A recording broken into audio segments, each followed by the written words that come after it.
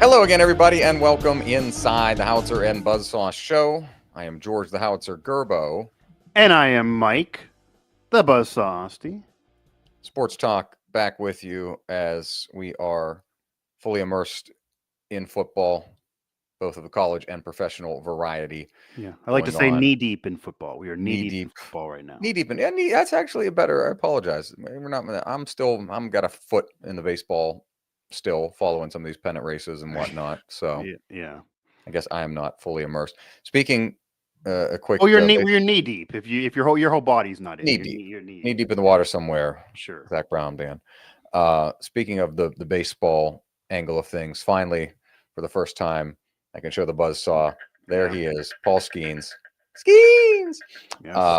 The bobblehead. I'm excited. I'm gonna put it behind me somewhere here for anyone who watches any videos of any of my shows. You will see the Paul Skeens bobblehead bobbing along, and he has the Pirates uniform, which will be a collector's item and worth a lot because that's going to be his first uniform of his career, and I'm sure he will have another one, maybe a Yankees, Dodgers, whatever. But that is the Pirates Paul Skeens. People, of course, like to drag on the Pirates, and they deserve being dragged for many reasons. They did a nice job with this. So the back of it has the trading card numbers on it. It's very cool. They did a nice job, but we went to the game 3 months ago. So yeah, I mean, yeah, the game was in April. We weren't guaranteed a bobblehead, and then as we entered the game, they said, "Hey, guess what? Everybody gets a bobblehead." Which is a manipulation scheme because they know that they're going to sell out those games. They know that if everyone's not going to get one, we're going to make the announcement. And if you recall, we had that announcement. Everyone cheered the announcement, and then 2 minutes later, they were booing the team because they lost that game horribly. But they failed to get a lot of wins for Paul Skeens that he deserved throughout the year. 4 months later, get the email, "Hey, come and pick it up." But the pickup times were kind of, a little crazy. And then I told Mike I couldn't make it, and then George almost screwed us out of this bobblehead because they wouldn't let me get it, even though I live in Pittsburgh and he does not. They would not allow me to get the bobblehead. I couldn't get Mike the thing. Do you know how hard it is to try to get to PNC Park on a weekday? Yeah, I mean, George also knew that where I live in the Pittsburgh area, I had no interest in going to PNC Park just to get a bobblehead either. My wife kind of, even when I was going to maybe go before we realized you couldn't get me the link, she kind of even let me know, it's a little bit of a, non-legitimate reason to leave the house to just go get the bobblehead and drive into the city and all the traffic. But I wanted the bobblehead. I feel like I deserve the bobblehead. I wanted it too. It's very nice bobblehead. So I took this week was able to get up there, and shout out to the Pirates because they sent me an email and said, "Hey, you haven't got your bobblehead yet. Here's more time to come get it." It's nice. They kept better track of the Paul Skeens bobblehead than they did the bricks that they destroyed from. Oh, that's right. 20 years ago. Yeah. So they kept better track of the Paul Skeens. Found a way to get to PNC Park this week between 11 and 3. Fought. Good luck with that. Asinine traffic, and back up on the bridge. It's like, why are we doing this? People, and then I just got to drive around everybody like a crazy person because they don't know what they're doing, how to merge. Well, better you than me doing it with babies crying. That's true. That would have likely been the scenario. Crazy as I am driving, it's still calmer. If it was me going to get a bobblehead and not actually doing work and just going to get a bobblehead, it would have been, hey, you're taking the children in the car with you, or one of them, and they're both going through a crying and screaming phase right now in their different. Shout out to the Pirates. But we have acquired the bobblehead. That's kind of a win for me from that game, despite it being a loss for the Pirates. Yeah. And now concludes the baseball portion of our program. Football, NFL is what we have on tap for you. We'll talk a little bit of college in the back end here as college plows its way to week 3. In the NFL, though, a lot of good stuff. A reminder to find us wherever you get your podcasts. Search Howitzer in your favorite podcast app. Also, shout out to the Hyphen Podcast Group, a Morgantown, West Virginia podcast collective, bringing great podcasts to the people. And its fearless leader, Kellen B. Huffin Conley, whose music you hear right here each and every time on the HBS. Check him out at hyphenuniverse.com.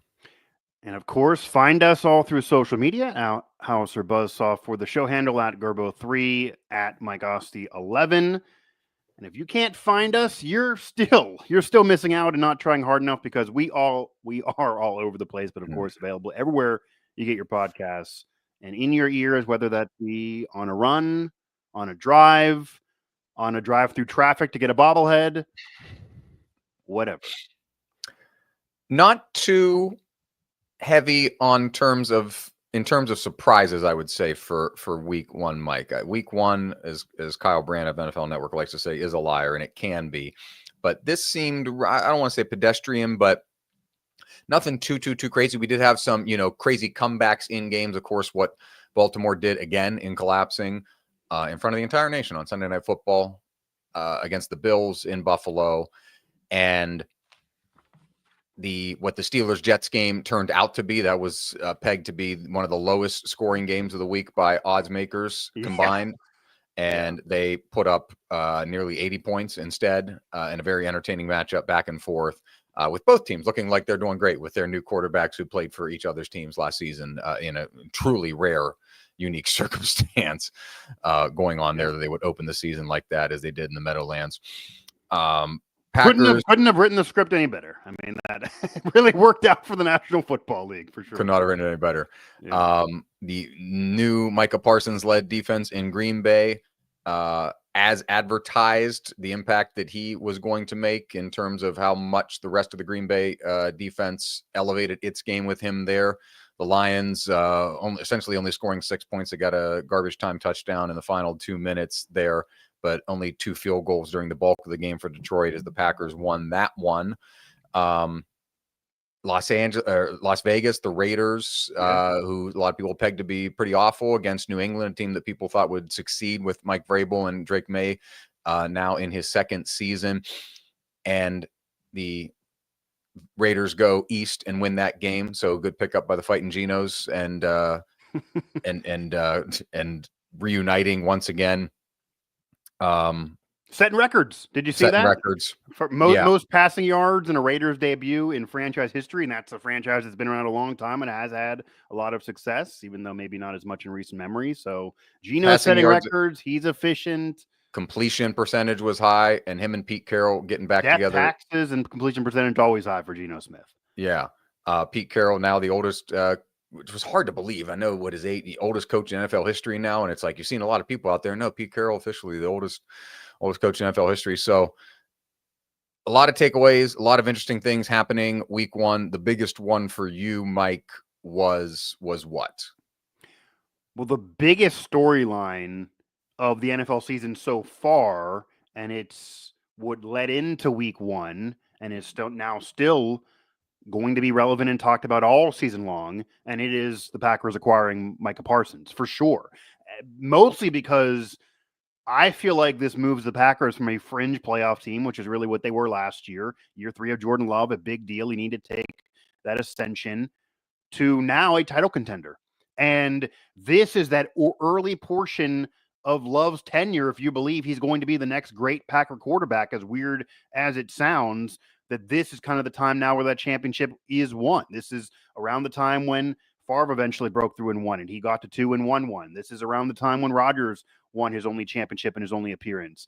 The early days of the legendary Packers quarterbacks, the early years in terms of team success, have been better than the latter end of their careers, even though the yards and individual success were still there. And, Favre got him to another NFC title game in that final season with him. But still, the early days is when he won that championship. So if that trajectory continues, then Jordan Love is kind of on the hook, even though it's very early in his career and maybe unfair to say all of that. But when you acquire Micah Parsons, it does give you memories to when the Packers got Reggie White to help push Favre in that group over the line. And it's also because this was the one spot the Packers were missing, is having a dominant pass rusher for that defense. If you feel like Love is enough, and by the way, I do not love Love as much as maybe some others. I'm kind of just in a like, or maybe think he's good enough right now. I don't think he's where Favre was in year 3 or 4, nor where Rodgers was in year 3 or 4. So maybe he's not on their level and not good enough and not going to be a Hall of Famer. We will find out. But if he is good enough, they have other weapons, and now they have a game-wrecking defensive player, and the other end of it is Jerry Jones looks like he has completely lost his mind. He looks like he's senile. He looks like he's clueless. And despite a great documentary, I don't know if you watched it, George, but America's Team on Netflix, I watched that whole thing, binge watched it, and it was fantastic. It was phenomenal. He did a lot of great things for the league, not only the Cowboys winning and resurrecting them from nothing, but getting the Cowboys for $100 million off an oil well. That's less than what Micah Parsons is making right now. being revolutionary in terms of marketing the sport, and the league had Coke and he said, I'm going to have Pepsi and you can't stop me because it's a monopoly. And now he's allowing athletes and franchises and companies to have their own brands. That's because he did it first, way, way back. And he was also a guy that would say, okay, we're winning, but I want to do it my way. So I'm going to fire Jimmy Johnson. I'm going to bring in his college coach rival and allow Barry Switzer to win a ring as well. And in order to do that, I'm going to go pay more money than anybody else to acquire Deion Sanders. And then even years later, even though they didn't win a championship, I'm going to bring in Terrell Owens when no one necessarily wanted to touch him, despite being a great legendary player, because he was such maybe viewed as a locker room cancer. I'm going to bring him aboard. I'm going to hire Bill Parcells after his retirement. I'm going to pay him all kinds of money. Even bringing in Mike McCarthy because he won a championship. That was more of a flashy coach, unlike now what he's doing with the Cowboys. So I think what this tells us is the Packers are all in, willing to even mortgage the future to be all in because they are giving up draft picks. But Jerry Jones has lost his mind, and the Cowboys are really screwed because the legendary owner that he is, and he deserves Canton for his resume. He does have 3 rings. You know, it doesn't matter when they happen. It's better than none. But the Jerry Jones, even who was willing to go all in past years, even if they didn't win it all, now appears like he is penny pitching, not willing to go all in. He's doing these deals in just a poor business acumen way because he's waiting until that last second. Micah Parsons said he would have taken $35 million a year last year. Jerry Jones didn't want to give it, so he waits until TJ Watt got the money. Myles Garrett got the money. And then now Bosa got the money. And now you got to pay Micah Parsons, who's younger and arguably better, all the money that he ends up getting from Green Bay. So did Green Bay overpay? The pressure's on Green Bay to win now. George, I mean, if they don't win a championship, this year would then be a loss because they are giving up a little bit of the future. They have to win a title, not just get in the postseason. And I don't know what the future of the Cowboys is, despite all the money they're paying Dak Prescott. This feels like a different Jerry Jones. It feels like that him, his son, everyone last name Jones who's running the Cowboys are going to run him into the ground. And it does kind of suck. Everyone hates the Cowboys, but that is an historic name brand. It is the franchise worth more than any other pro sports franchise in the world. To have the Cowboys be feeling like they're having no chance for years on end now is a little bit of a negative for the league, but that's what this screams to me. If you're a Cowboy fan, you got to be really concerned. I know they got a quality player and some draft picks, but they didn't get enough for Micah Parsons. They didn't get the game record that he is, and they maybe should have done this months ago before the draft if they really wanted to get all the value. They waited. They wanted to pay him. They couldn't work it out. You know, Jerry Jones let it be personal and kind of hurt the franchise, but it also shows that a team is willing to go all in, and Green Bay could win the whole thing now. So that is going to carry on all season long. If the Cowboys go in the drain, if they're not good this year, next year, it's all going to trace back to this, and Jerry Jones is going to go from a legendary owner to a laughingstock. And if the Packers do not win a championship either this year, next year, or maybe that window of the third year, they're going to be viewed as going all in and failing. So they're both now in a microscope for 2 different reasons because of this one move that led us into the season, but it's now going to be talked about all season long. Yeah. And in Green Bay still, it did, in my opinion, I think the opinion of a lot of Packers fans, that it's ends up not being that much to give up at the end of the day. Yeah. When you consider that the franchise, them either cracking the wild card or just missing the wild card the last couple of seasons here puts him even going back to Rodgers. Rodgers was doing that. Even the end of Rodgers was that. It's been probably, when was the last time you think the Packers would enter a season as a legit championship, lift the Lombardi trophy? People who aren't even Packer fans are saying it nationally. It's honestly might have been 10 years. Yeah, that's not the conversation. It's been a while. Them being that their season finish is a low 18, 19, 20, 21-ish draft pick anyway. So it's not really a high draft pick, and it hasn't been for a long time, thankfully. And also, save for Matthew Golden here in this year's draft, which was held in Green Bay, the organization hasn't really utilized that number 1 overall, the first round pick, as well as they have some of their second and third round picks, to be honest with you. Sure. So maybe it's nice that too. Yeah, it's nice to and Kenny Clark had maybe one more year of team control, and then he was going to be a free agent, and Green Bay probably wasn't going to re-sign him. And what that has allowed is some of those other guys to get some shine on that line. Guy I love in Rashawn Gary, who's probably going to pop off this year. He had some impact plays, and it just elevates that entire defense. Lucas Van Ness, who was one of their high picks out of Iowa last year, Lucas Van Ness made some plays. Quay Walker, it allows him to move in different places along the field and I saw him back in coverage a few times, as opposed to him having to come in and be part of the rush. So I'm still worried about but if you can get that pressure, I guess sometimes, maybe the secondary, not having the full, the best secondary might not hurt when you have such a good pressure up front. Detroit, we'll see how Detroit looks, as they go down here. It's nice to do that kind of showing against the Lions, who were, a 15-win team, 13-win team last year. It's hard for me to believe that I know you lose the coordinators and everybody thinks they're going to be down, but it's hard for me to believe that you lose the coordinators and all these great players are all of a sudden going to be a 7-win team. Yeah. They should still be very relevant, I would imagine, all season, even though that does hurt them. People thought that about the coordinators under Belichick 15 years ago, and they eventually would win another title. Yeah.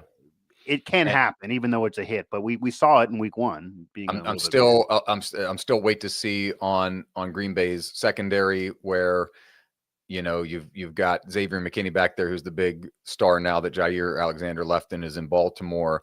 But it's still a little bit of a Karen Valentine. It's a little bit of a patchwork. So we'll see if they if and when they get tested with a passing attack back there. But the biggest thing being, Mike, and I know it signals Super Bowl and win now and everything, which is great. And you've heard to a man, Micah Parsons, some other people saying that, like, hey, after week one here, like, hey, the pressure's on. I mean, this is the organization signaled that they're ready. And so it's energized people in the locker room. The biggest thing for me is that it is keeping them up with the rest of the division, because the rest of the last 4+ years now, and Green Bay dominated that division since its inception till about 5 years ago. And so we've seen Minnesota with a myriad of different quarterbacks, but Minnesota has had some success. Kirk Cousins and Darnold. Might happen again based on week one. It might happen again. Yeah. Jacob McCarthy looks way better than I thought he would be. Obviously, we know what the Lions have done in the last 2 seasons. And now Chicago, new coach, Caleb Williams, does he develop? Does he mature, etc.? So as the rest of the division's gotten, it's not the Green Bay's, gotten worse, but they've kind of just been one of the better divisions in football. I would certainly say that. If you look at last year, Minnesota being a wild card team, this is part of the whole discussion of should you just seed teams, should you have divisions, etc. Because the Vikings were way better than some of the teams that won divisions. They didn't beat Detroit. They lost it in the last game of the season, but the North has been a division that has perennially been a two-team postseason division, if not both those two teams being two of the top teams. And it was a 3-team. It was a 3-team last year. So Green Bay, Detroit, and Minnesota all got in. All of them lost in their first game, but they all got in.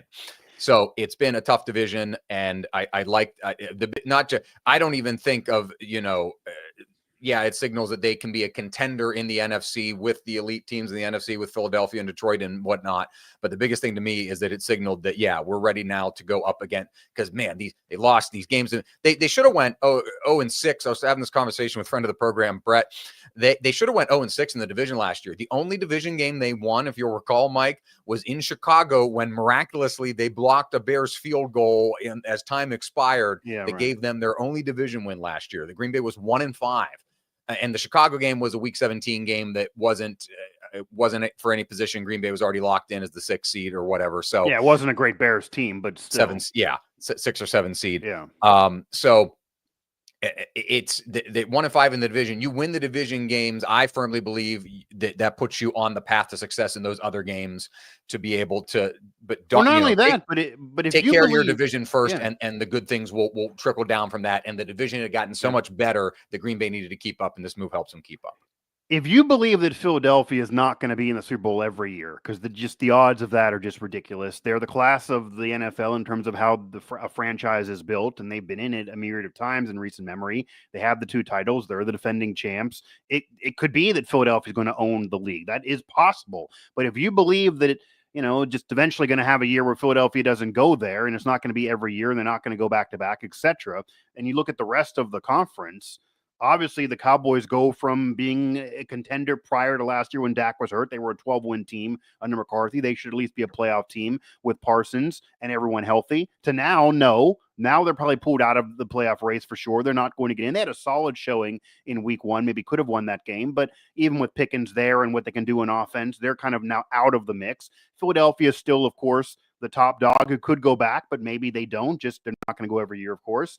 You look at the NFC South, it's wide open, but do you really buy the Bucs winning a championship after Brady? They have a lot of offense. There's still questions on defense. They're likely the class of the division, but do they go further? That's a question mark. The Falcons, are they really ready? The Panthers are still bad. The Saints look like they're just floundering. The West, almost every team is floundering besides the Rams. People think the Niners are going to get good, but Kittles is hurt now, and I don't know if I'm especially sure on Brock Purdy carrying anybody unless a stacked team helps carry him like it was a couple years ago. Matthew Stafford, to me, still does have something left in the tank. The Rams were very good and underrated last year. They could be very good again and be the class of that division, but he is getting older, and if he gets hurt, then they're kind of out of the mix as well. You look down the line. His injury status all camp was like kind of this weird mystery secret thing, and nobody knew where to slot them. I don't know if that was intentional by the Rams or him, the weirdest thing about the Rams is they're very underrated in the post Aaron Darnold era, that they're actually really underrated defensively. They were really good defensively last year, and they're really good defensively so far this year. They could win games thanks to their defense. Do they get enough offense is the question now, because they lose offensive players. Kupp is also gone. The Rams, they're another team that I think is knocking on the door for one more run, if it's not Green Bay, if it's not Philly, etc. Yeah. And then you look at the North. My point of where I was going, though, George, if you take away Philly and say that somebody else is going to get there, and of course Washington could be a team that people would then say is their sexy pick because they went so far last year and have Daniels and McLaurin's back, etc. But if not Philly, and you look at the rest of the landscape of just the conference alone, you could certainly say Washington would then be next in line. You could certainly argue the Rams with one more shot, but if Stafford's hurt, then certainly not. And then you're talking Green Bay and Detroit and maybe Minnesota if McCarthy does exactly what Sam Darnold did last year. But prior to Parsons, Green Bay would not have been in that mix at all for me. They would have been a class below. Correct. And now, because they have Parsons, you can make a case, actually. You can actually make a case that they're anywhere out of these 5 teams I mentioned as the favorites, including Philly. You can make a case they're anywhere in that mix, probably outside of 1.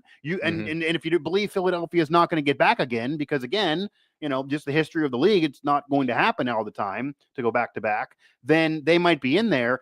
The question for me is, and this is why I opened with that year 3-4 is kind of where Rodgers and Favre both broke through and a lot of team success. Maybe they would have wanted more later in their careers, but that's where they got it done. And in this era, it's even more important. This is where you have the quarterback on a rookie deal. You can make big swings for Micah Parsons. You can pay him a lot of money. You can still build a legit team. That's exactly what the Commanders are doing. That's still what Green Bay is able to do. But the question is, Mr. Packers fan, do you believe that Jordan Love can do what Favre did when he took that step to be an MVP, and then, you get Reggie White and now we're winning a championship? Aaron Rodgers the same. I don't think Jordan Love is a destined for Canton player like they were and people thought they were early in their careers. In Favre's 3rd and 4th season, people were talking he's going to be a future Hall of Famer. Jordan Love, the jury is still out. So the issue for me is Jordan Love good enough to win a championship now? And the second end of that is, even if you don't believe he's a Hall of Famer, if he's good enough, but the second end of that is, do you have to get a championship for this deal to be worth it? Or if you get consistent playoff success and an NFC championship appearance, but you don't break through, does that still allow this to be successful? Is that kind of pressure now on this deal that you literally have to get a ring? No, I mean, not for me. The deal, it elevates them into that category. The deal's a success if they somehow either win 3 division titles or make the NFC Championship game 3 times. I think it's a low bar, though. I think it's a national blow. I think the national media is going to say that's because you and those people like to go, I don't win anything. Then what the heck? If you give up multiple I get that it's only 2, and if it was before the draft, they would have gave up more. But they didn't just make him the highest paid. He's getting 47. Everyone else gets 41 and 42. They went over the line. Yes. And he's going to maybe want more money next year, the year after that, the way these things work. We'll see where it goes, but they've got the youngest roster in the NFL, which it's was hard to say a title negative or bust. for a while. I get that, but they wouldn't have done this. They wouldn't have done this without wanting to actually win a championship. Yeah. Oh no, correct. And a lot of credit to Jeff Hafley, who's come in and put together a good, solid, who left Boston College to come to Green Bay to put together a good defense, which was part of the issue because the offense has been relatively prolific. Jordan, I have full confidence in Jordan Love. He's got more Favre tendencies than Rodgers tendencies in terms of mistakes and letting the ball go that could get picked off. And we saw there was a chance for a couple of those. One was dropped by Detroit on Sunday that would have been set Detroit up inside of Green Bay's 40. A second one was negated by penalties. So he still has those type of things in there that are very Favrean-like traits. But no, in terms of when he can put the rainbow ball up and when he can make the right reads and everything, and that offensive line has come together and gelled really well. Zach Tom left with an injury, so hopefully he's okay. But no, what they've got in front of him, and also having the running attack, which we haven't talked about, having Josh Jacobs. And a guy, Emmanuel Wilson, who they're going to get back a little bit later. They've DeJuan Williams, I think, is the other guy. They've got. You don't think Love regressed at all last year versus the year before? Because his first year, his numbers were mega, and last year he was still good, but he was out of the conversation as one of the best quarterbacks. Sure, his numbers in terms of being prolific, his yards were 1,000 less and only 2 less games played. Unless he had 500 yards a game, it wasn't going to be as prolific. That was less of a Love thing for me than it was just kind of like everybody else was better. Again, I'm not saying he's bad. I'm just saying that his numbers did regress signitightly. He missed 2 games. He missed 2 games. 2 games.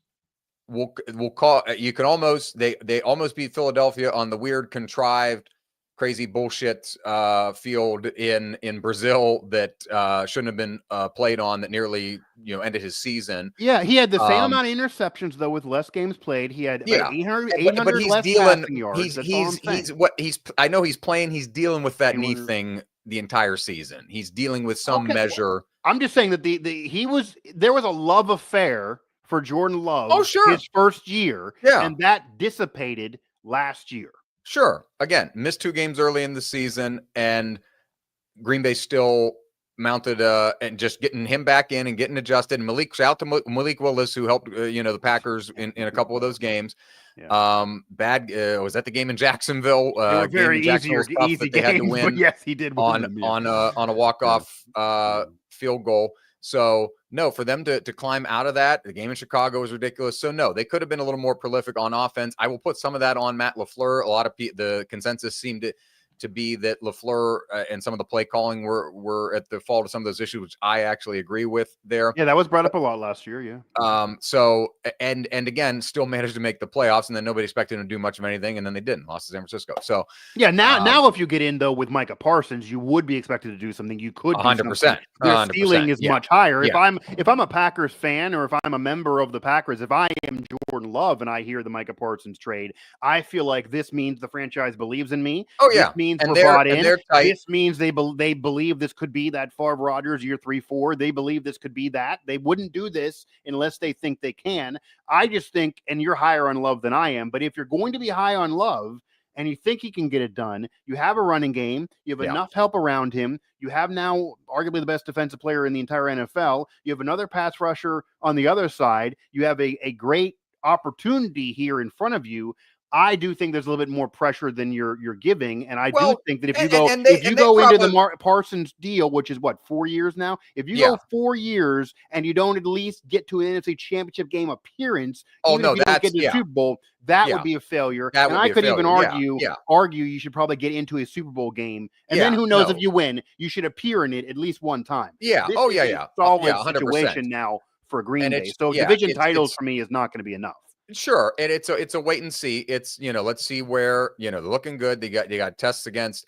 They got Pittsburgh down the line. They got Washington. All these, the schedule lines up, and the buys early this year too, which I don't like. So yeah, that's not great. We'll see. Let's see more things. Parsons' health is another thing, by the way. Any concerns there? No. He played one play in the first quarter and then ended up playing, I think it was 45% of all the I know, but even, I mean, I'm just saying that it wasn't just, obviously everyone can joke around that he just said his back hurt to be, be a dick in Dallas because he didn't want to be around there, but he got the shot. So I only put you this way, George, if that was a full charade, him and the Green Bay medical team are going real far with it because they're shooting a guy up on a charade. I think it might have been a situation where he didn't want to force himself without the money, and it was partly a charade. You can always say your back is tight when you're upset at Jerry Jones and your owner, but I don't know if he's 100%. I think that might be an exaggeration because he got a shot. If what I saw on Sunday was not 100%, I don't think he's 100%. Then yes, Mike, they should win the Super Bowl. Well, 100%. He is one of the best defensive players in football. If what not, I saw on Sunday was not 100%. Well, Mike clogs the lane and friggin' Wyatt goes right through and nearly. Well, Micah Parsons says he wasn't 100%. He beat a double team. He beat a double team, including Penei Sewell, and hunted down Jared Goff like a gazelle from 20 yards running around. Get out of here, man. I think this is where don't get me excited with that. I think this is where we can leave the Packer talk. I am higher on the Packers this year. That's what I am saying. I don't believe he was 100%. I believe there was some reality to the back issue, but I do believe that Micah Parsons, if you think love is enough and you have enough around him, can be what drives you to a championship now. I wouldn't be shocked if the Packers win it all now. Micah Parsons and his medical team said he's not 100%. Neither did his agent said that he needed to have a shot before the game. I cannot tell you the level of peace that I had watching that game. At no point was I concerned for anything during that game. I was like, this is great. Well, that's what I'm saying. I had some Kibasi.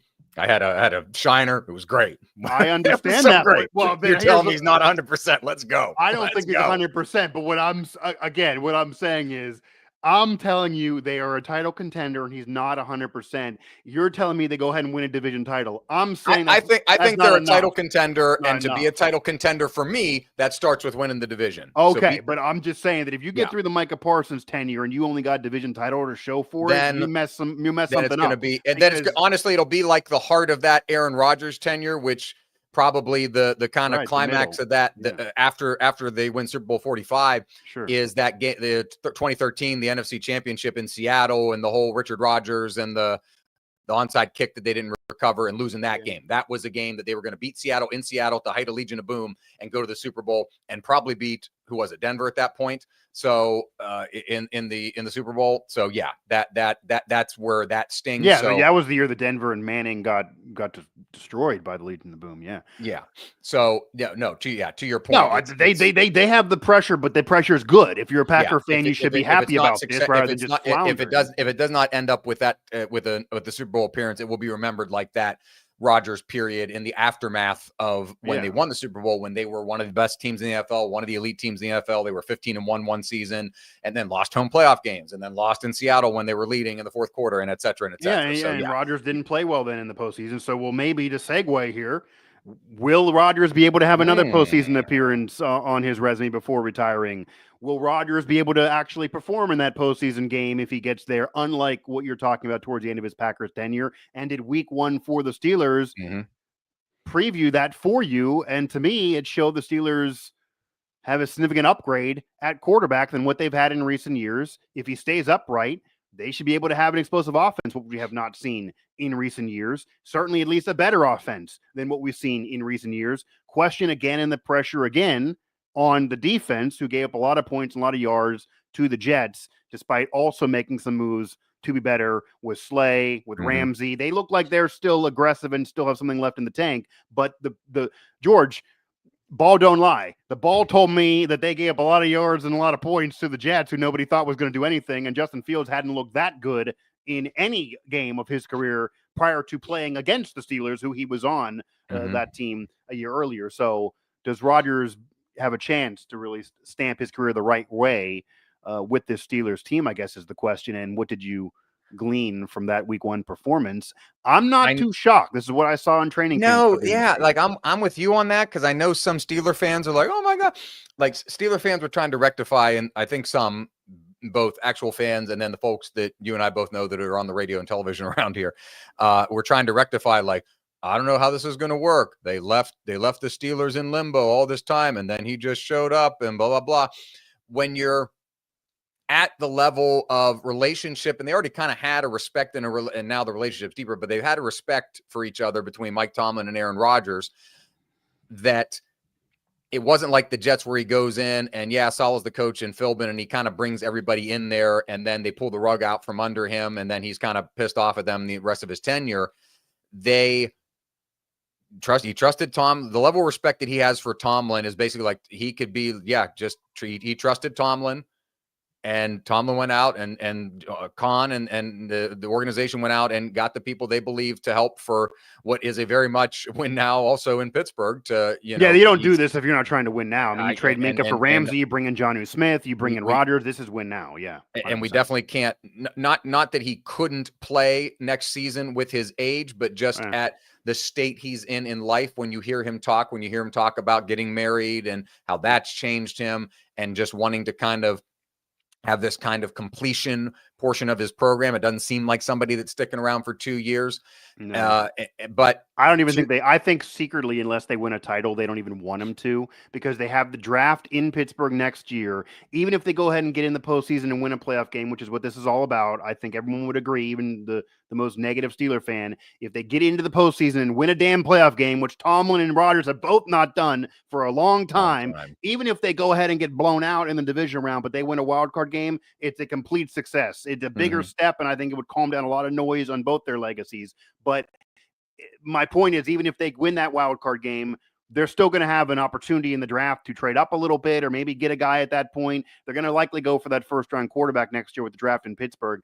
I don't think in their heart of hearts they want this to be Rodgers doing the Favre and previous Rodgers thing where he lingers around. I think probably they may pull a Jets on him next year, that after the wild card game, or even if they would miss, they may sit him down and say, we would like to part ways. Maybe they don't make him fly across the country like the Jets did, but I think they may do it on Zoom or something. But I would be very surprised if this does extend to next year. But I also would be very surprised if they don't at least win 10 games, make the playoffs, have a chance to wild card 10 seems like the number. Yeah, it's the number every year, but it seems like still the number this year. And to your point, as long as he's healthy. As long as he's healthy. No. To your point, I was not surprised. It looked like, I don't think he's a bit slower. He used to have more of an element of rushing and the pump fake and doing that. But no, the rollouts and the pat, like if you stick him back there and you built a brick, for some reason football is played behind a brick wall and all he had to do was stand there and the receivers ran down the field, he could play till he's 50. Yeah, he'd be the GOAT. Him and Brady and many others could as well. No, it looked like Green Bay Aaron Rodgers. It looked, and again, Achilles injury. It might not look like that every week, but I think it's good enough. It's an upgrade. It's an upgrade to what it was what it was last year for the Steelers with Russell Wilson or even Justin Fields then. Even though Justin Fields is way younger, I think there's a higher likelihood, George, that Aaron Rodgers keeps this up than we see this from Justin Fields every week. Now, to his credit, Justin Fields played really well for the Jets. He was a much better passer than what he's been his whole career. He picked his spots, and I know he's younger, so people wanted to have him around to maybe he would be the guy in the future and figure it out. I even wrote about that, okay, before Rodgers said yes, just let it be Fields. If he says yes, okay. If he ends up being the guy, great. If you win a playoff game with him. If not, you go in the draft next year. He's real young. He's a former first rounder. But I don't fully buy in that he's going to really be a franchise quarterback. I still haven't seen that yet.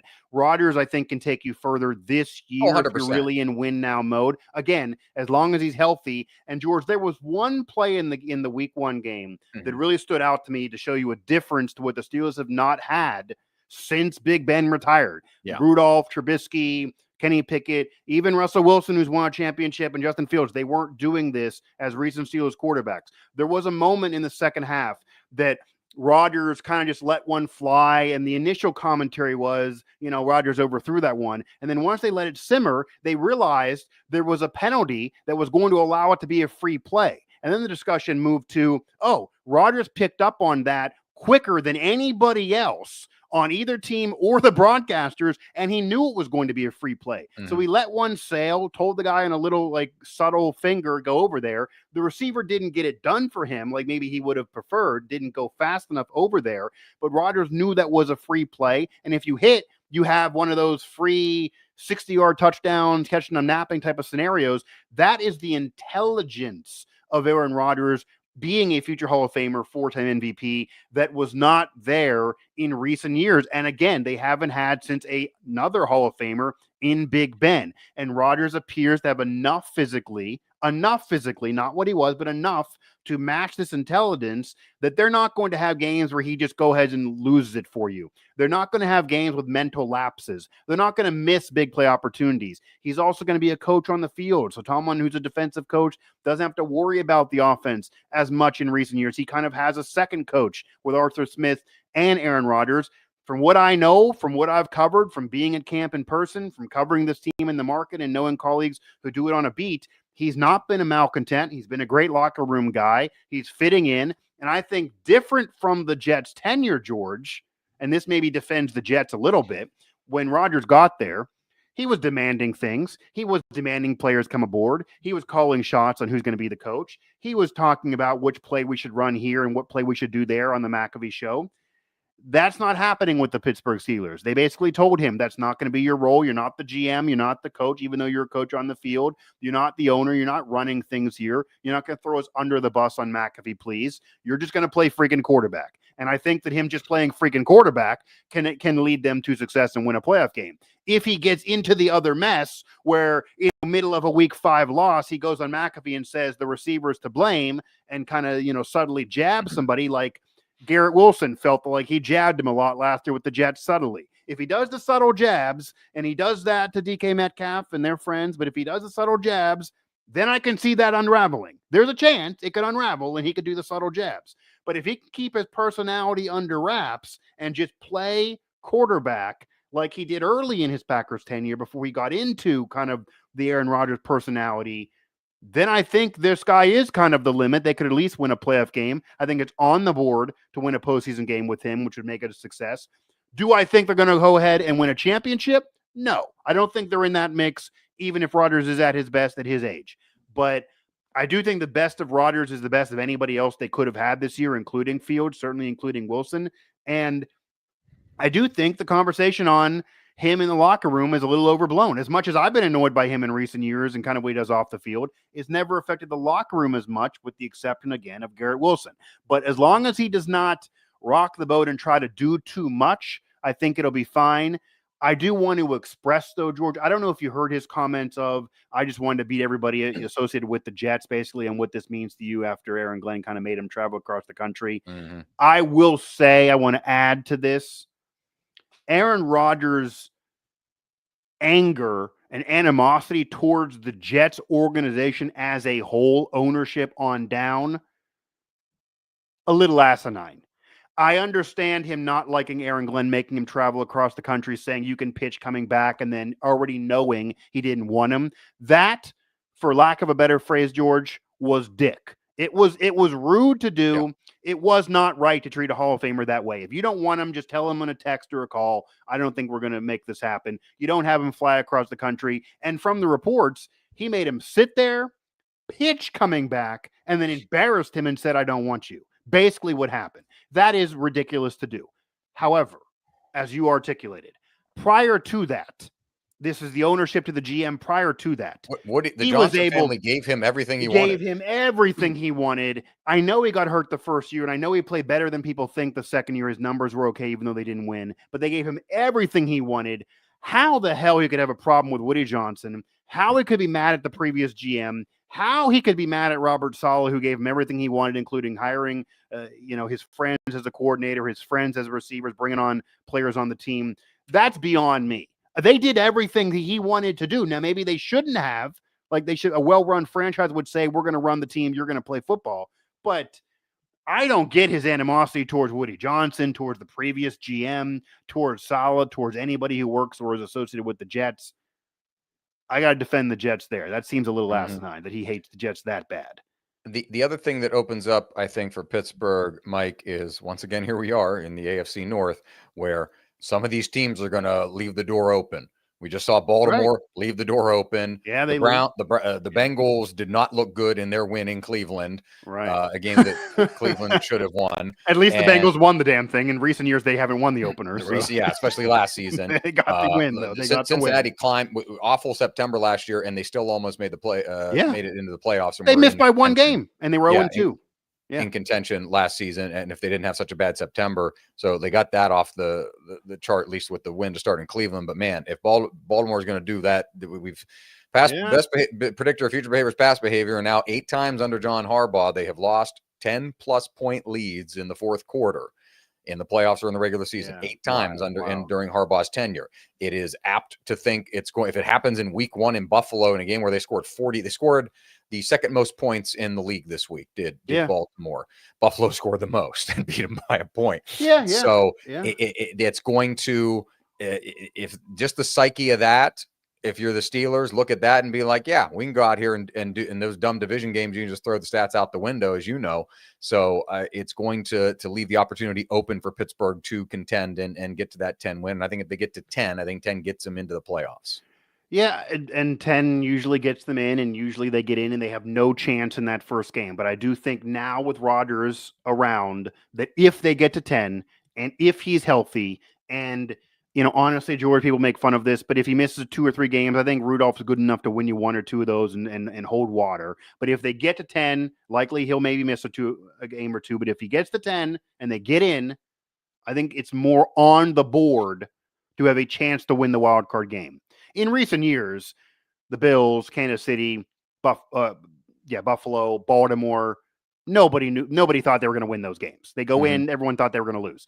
If they go into a wild card game this year with Aaron Rodgers at the helm, I think, Vegas, whoever, they have a chance. They have a chance to potentially win that game. They may not, but they have a chance to potentially win that game. It's on the board now. It wasn't on the board prior to Rodgers. That's the major difference. And again, as I've been saying, the pressure's on the defense now to match. The pressure's on the defense now, especially with Cam Hayward holding out for the second consecutive year, as asinine as that was. And I got a full show on that on Mic Drop if you'd like to hear my full rant. It's also available every podcast for a humble plug to my personal show. But he's there now. He's in the fold. TJ Watt got tons of money. He's back. Like, they got stars. They got stars there. They brought in more talent on defense with Ramsey and even Slay from Philly and what he was doing there.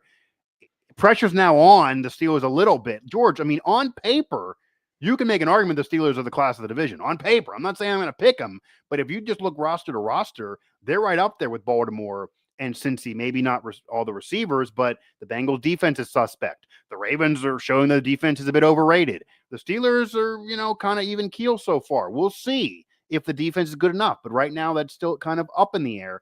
But they certainly should, if they win 10 games, should be a playoff team, should at least be a wild card team. And if the Ravens and Bengals are going to play like they did in week 1, hell, the Steelers could win the division with 10 or 11 wins. It could be one of the weaker divisions maybe in football. You don't know. But unlike the NFC, where there are a lot of teams maybe in the hunt, but not many elite teams, you could argue that there are a lot of teams in the AFC that I wouldn't be surprised if come out of there. I mean, if Chiefs are the field every year, the Chiefs could go there 4 years in a row now and tie what Buffalo did with actually having won a championship or 2. But the Chargers are now more prone to win under Harbaugh. The Raiders, as we talked about the open, they look like they're actually ready to maybe do one of those NFL turnarounds of, worst to first. It could happen with a veteran QB and a Hall of Fame head coach if they get something defensively. The Texans maybe are at least going to be a playoff team. These other divisions kind of look wide open. Buffalo should maybe run away with things. I mean, George, if you want to talk about the team that has the most, we talked about Green Bay having pressure now bringing in Micah Parsons. I would say, based on what we saw early in the season, and Baltimore's right there with Lamar Jackson, but they lost, so I'm gonna move them a little down a notch. The team in football with the most pressure on them to get it done now is the Bills. The door is wide the hell open. Josh Allen got his MVP. The coach stayed. He didn't get fired. They might win that division by like week 12. They could win the division by week 12. Miami's one of the worst teams in football. The Patriots aren't ready yet. Who's even second in that division? The Jets. We don't know. Yeah. I mean, I honestly could argue New England is better than the Jets if you just look on talent and maybe team versus team. But Buffalo is going to win that division by 5-6 games, and it's not even a joke. They're going to, and then they look better or at least equal, or certainly they could win and have a comeback win against Baltimore. They look just as prone to do it as the Ravens. Will the Chiefs be in their way again? And if the Chiefs are in their way, can they do it again? That's really the question. But if the Chiefs don't go back, like if Philadelphia doesn't go back, who goes? Does Green Bay go with Parsons? If the Chiefs don't go back, then you circle the Bills and put them on the hook. So I guess that'll be the question for you before we kind of break and then move into the college football talk here on the Howitzer and Buzz-saw Show. If not the Chiefs, George, from what you saw so far and know these rosters, then who in the AFC? Is it Buffalo or is it somebody else? For me, it would be Buffalo, but that's where the pressure is. That West division is interesting, isn't it? So, West again? So it'd be another West team if not the Chiefs. Well, then are you buying Harbaugh going the national title? So yeah, thing I'm not as period. I don't know if God's on his side. The slam dunk, the preseason consensus among people very heavily was Denver. Denver this, Denver that. Yeah, Denver I didn't even mention yet. Okay, Denver, sure. I'll take Jim Harbaugh in year 2 with the now veteran quarterback in Justin Herbert, who's been to the playoffs. They just got in the playoffs. Well, yeah, they just got back, right? Over back there over Sean Payton, who yes is a good coach, but he can be a little, finicky, wild tendencies sometimes. And the second year quarterback in Bo Nix. So I'll take very underrated last year though. Fair. I'll take the veteran quarterback in that division. I'll take the veteran coach. The veteran quarterback, and he's a veteran coach, second year in there. But you saw how quickly what he did with Kaepernick. With the Niners, he led a team to a Super Bowl before. He's not just, but quickly too. Now in the NFL, and with a pretty all pro type of defense and everything like that. So if I'm leaning some way, I'm leaning one of the, and it of course doesn't write off the Chiefs at all. But I'm leaning one, and I don't have. If I'm picking, I guess it sounds like I'm picking the Chargers here. But one of those West teams in that grouping with what you're talking about there with Buffalo. Everybody was high on Baltimore, but look what they just did to you again. Did it again. I know, but I'm just saying that if not the Chiefs, and they could go 4 years in a row, wouldn't be unheard of. People have been trying to say somebody else besides the Chiefs for years now, and they keep on going to the Super Bowl. They won the 2 and lost last year. Correct. But they could go 4 years in a row. If any dynasty is going to do it, it would be this team. They're still primed to do it right now. They still look good.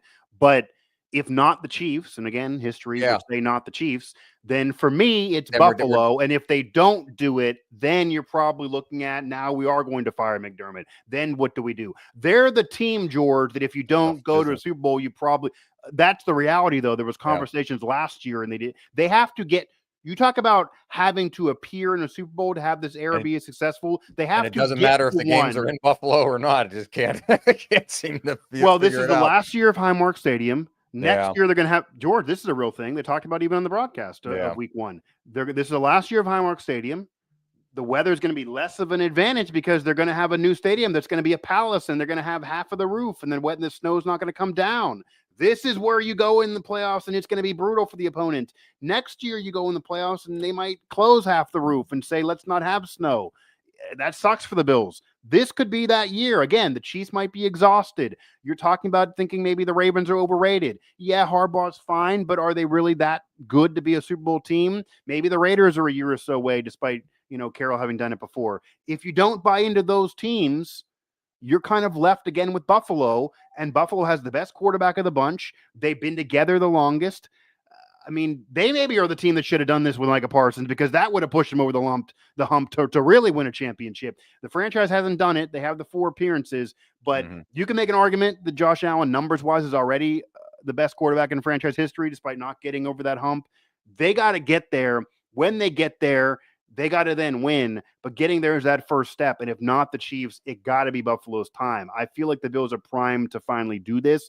I don't mind the Chargers pick, but if they jump the line and get there before Buffalo, then I do think Buffalo is firing some people, whether that's fair or not. I think this is the year that Buffalo has to do it, especially, George. Here's the issue. If Buffalo does not go and the Chiefs beat them, okay, the Chiefs are one of the greatest dynasties in modern sports history. If the Chiefs are out of the way and the Chargers beat them in the title game, then I think McDermott's gone. I think then they're going to say you can argue about the Chiefs, but you can't lose to anybody else. And they lose to anybody else beside the Chiefs and maybe Baltimore, who they now have already beaten. Then I think the conversation is, no, that's not enough. That's not acceptable. The pressure's on Buffalo more so than on Green Bay or anybody else right now in the NFL. And then secondarily, it's on Buffalo. It's on Baltimore. I was going to say Baltimore. Yeah. I mean, secondarily, if it's not on Allen, it's on Lamar. And if it's not on Lamar, it's on Allen. And if it's not on the Bills, it's on Baltimore, and vice versa. So those are the 2 teams that, if not the Chiefs, one of them got to break through. One of those quarterbacks got to break through. But George, I mean, history does tell us that usually they eventually do. I mean, nobody thought Manning would break through with the Brady dynasty. He eventually got there. It doesn't mean he's going to win 4 or 5 titles, but I think it's pretty clear if Josh Allen and the Bills get to a Super Bowl and win one after what happened previously with that franchise, that'll count as if he won 7. I mean, that could be, he could retire and go into the sunset. They just need to make sure they get one. And this might be that best year to get that done. Let's take a quick time out here on the Howitzer and Buzz-saw Show. Good discussion on the NFL. We'll have an even better discussion, I think, on college because Mike's got a lot of I do a lot of thoughts on the world of college football. I am still against the preseason poll. I am still against the preseason poll. I am proved correct every week. I am proved correct every week. It's getting old. I'm right all the time. I've been proved correct every week. What I said is now the fruits are coming true. That tease gets paid off next here on the HBS.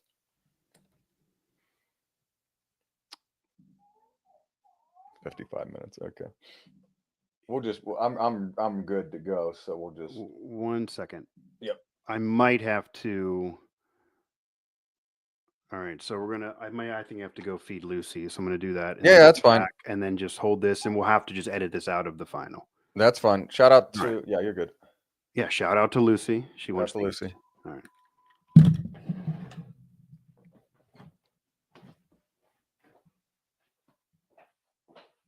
To shout out here as well to my friend Huck, who watched the live portion of the video and was like, nobody's just a buzzsaw just sitting there. I was like, well, now it's just me here sitting here until I'm going to take a break as well. Take a break, take a time out, go get some water. We'll be back in 5.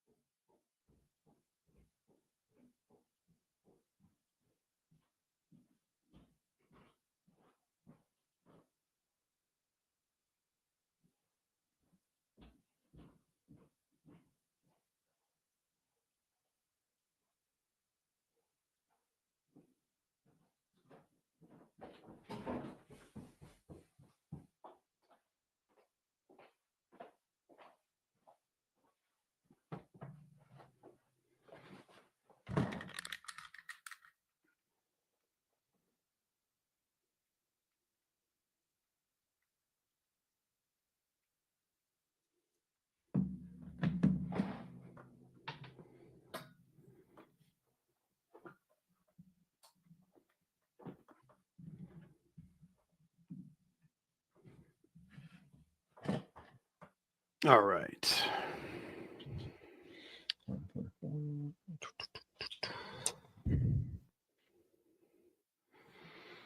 So it's 55 and then, 124.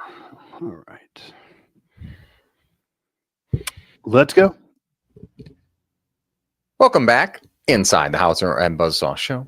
George, the Howitzer Gerbo. Mike, the Buzz-saw Asti. Let's move to the college game where a very exciting week 2 in the sport. Some people did not think it was going to be exciting. It delivered on very low expectations, according to some people. Well, week 1 was kind of ho-hum, and week 2 picked it up. Week 2, we got some fun. Week 2 is going to go down as one of the better weeks in the season, I predict. We're going to get better than some like intra-conference games later in the season. I hope for more. I mean, week 2 was the solid week, but if week 2 is the peak, I'm disappointed. No, I'm not saying the peak. I'm just saying that like there will be a dumb week in October where everything will be ho-hum and nobody will care, and then we'll pine for the days of week 2. That's all. Shout out to South Florida, the Bulls beating back-to-back ranked teams in Boise State and a walk-off field goal against Florida, and they are now into the poll at number 18. Shout out to Oregon, who whipped Oklahoma State. Man, the Pokes are in a world of hurt here. This is the afterthought Oregon Ducks. No one talks about them. Yeah. They're very, very good. And Lanning doing a heck of a job up there. And Oklahoma State now perhaps in year 2 of a free fall that started last year, as Mike Gundy is now, entering his, after 2 decades with the program, Mike Gundy's status in potential question here as they kind of sputter out to another start. Illinois 2-0. They've cracked into the top 10 at number 9. Oklahoma, in what was billed as the game day game and game of the week, they hold off Michigan. They might be back. Good job by Oklahoma. So they're up 5 spots to number 13 this week. Tennessee up 7 spots to number 15. Good. Just and then of course we have the craziness with teams playing. SMU lost. Teams playing. SMU lost to Baylor. Teams playing FCS teams, like West Virginia losing at Ohio in a game that Mike was at. Well, they're not FCS, but yes, it was a bad loss. Sorry. Not an FCS. Not that. I know. I'm sorry. Power. They did win the FCS win. the FCS. Thank you. Yeah. Non P4. Whatever the hell we're calling the teams that aren't in the P4 now. The group of 5, group of 5, some group 1, and group 7. Of 6. They're group of 9. Who knows? They're not there. They're not there. But yes, Ohio. A non P4 team in Ohio. Champions of the MAC last year.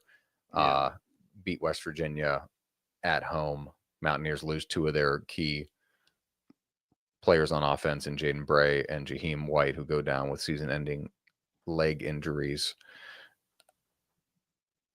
I want to we'll touch on West Virginia here as the Mountaineers have the Backyard Brawl again. And we'll go ahead and start with West Virginia. You got a lot on your mind, I think, about I've been touching on West Virginia frequently this week. I touch on West Virginia every day, but we can touch on West Virginia if you'd like. Yes.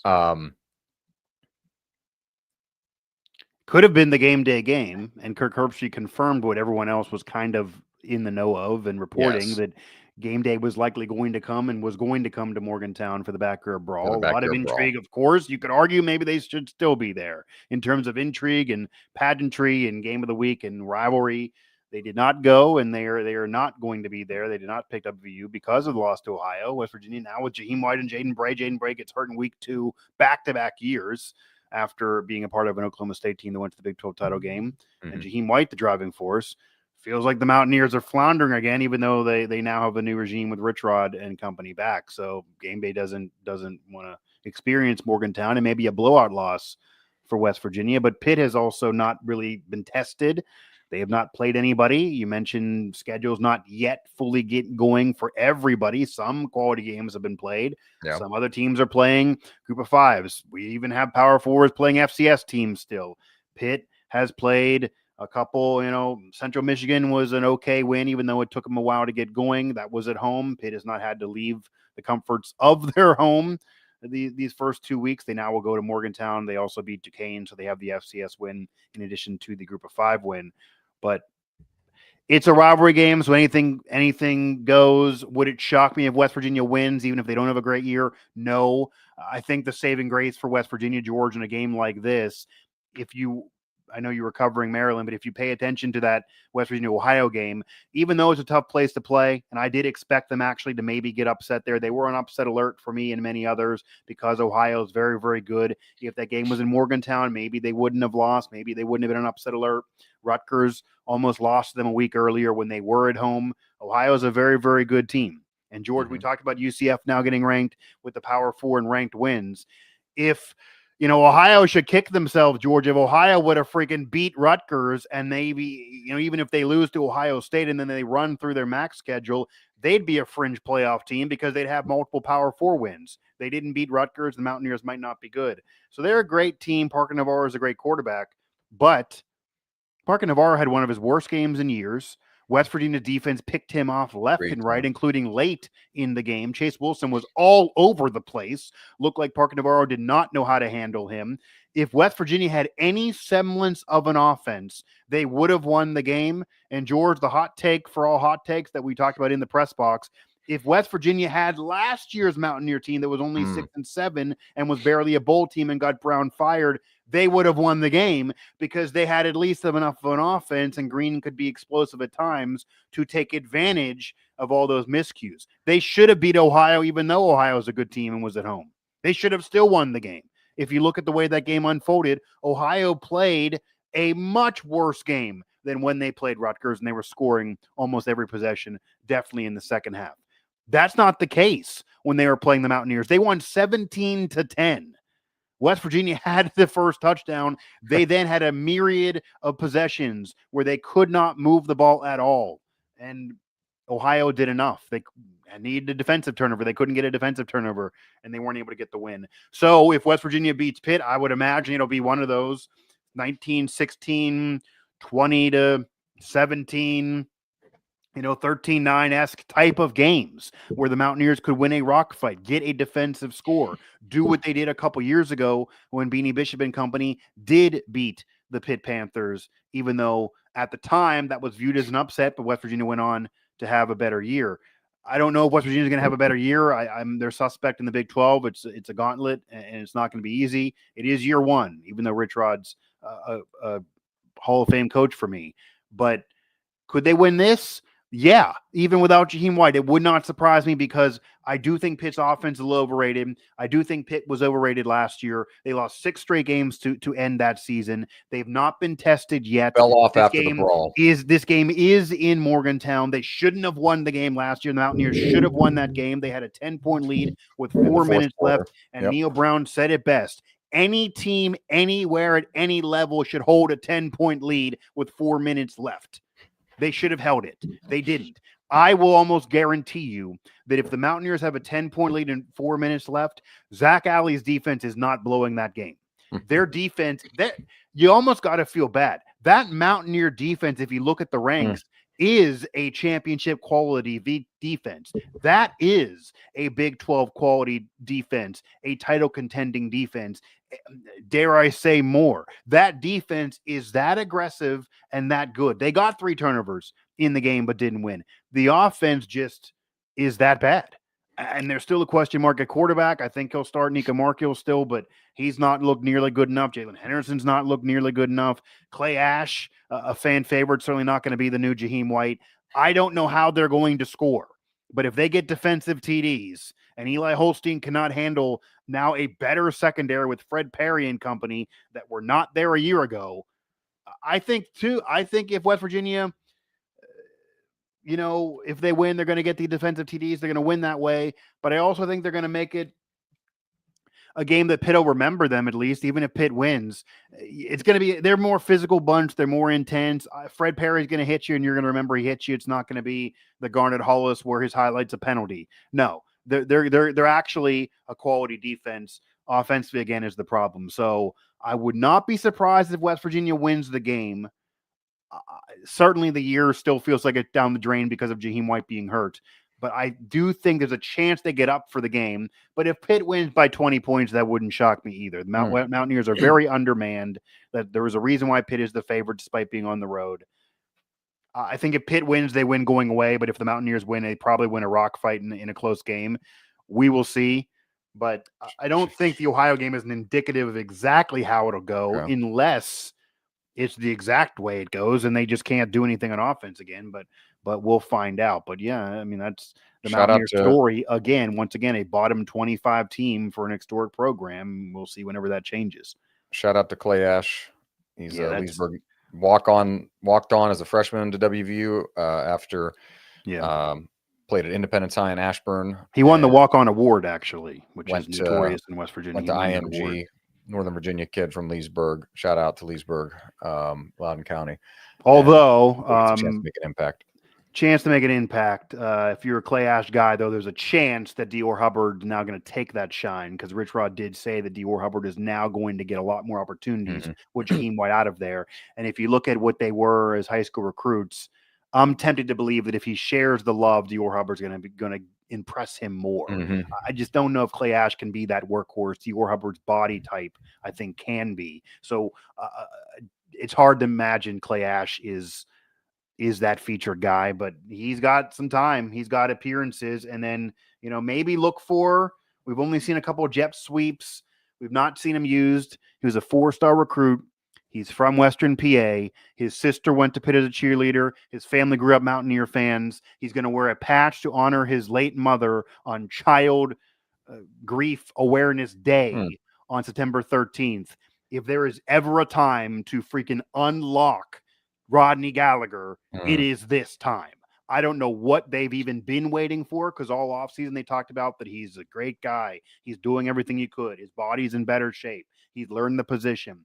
This is year 3, and now it's year 1 with this staff. But throw him a pass.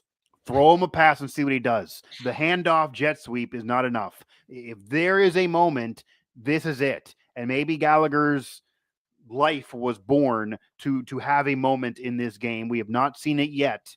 He's had a game winner. He did it against Kansas last year. That almost feels like if you want to write a script of the Rich Rod career and you want to cap it soon and you want to end it in this tenure, Rodney Gallagher maybe catching the game winner to beat Pitt in the brawl would be the way to do it for a Disney film.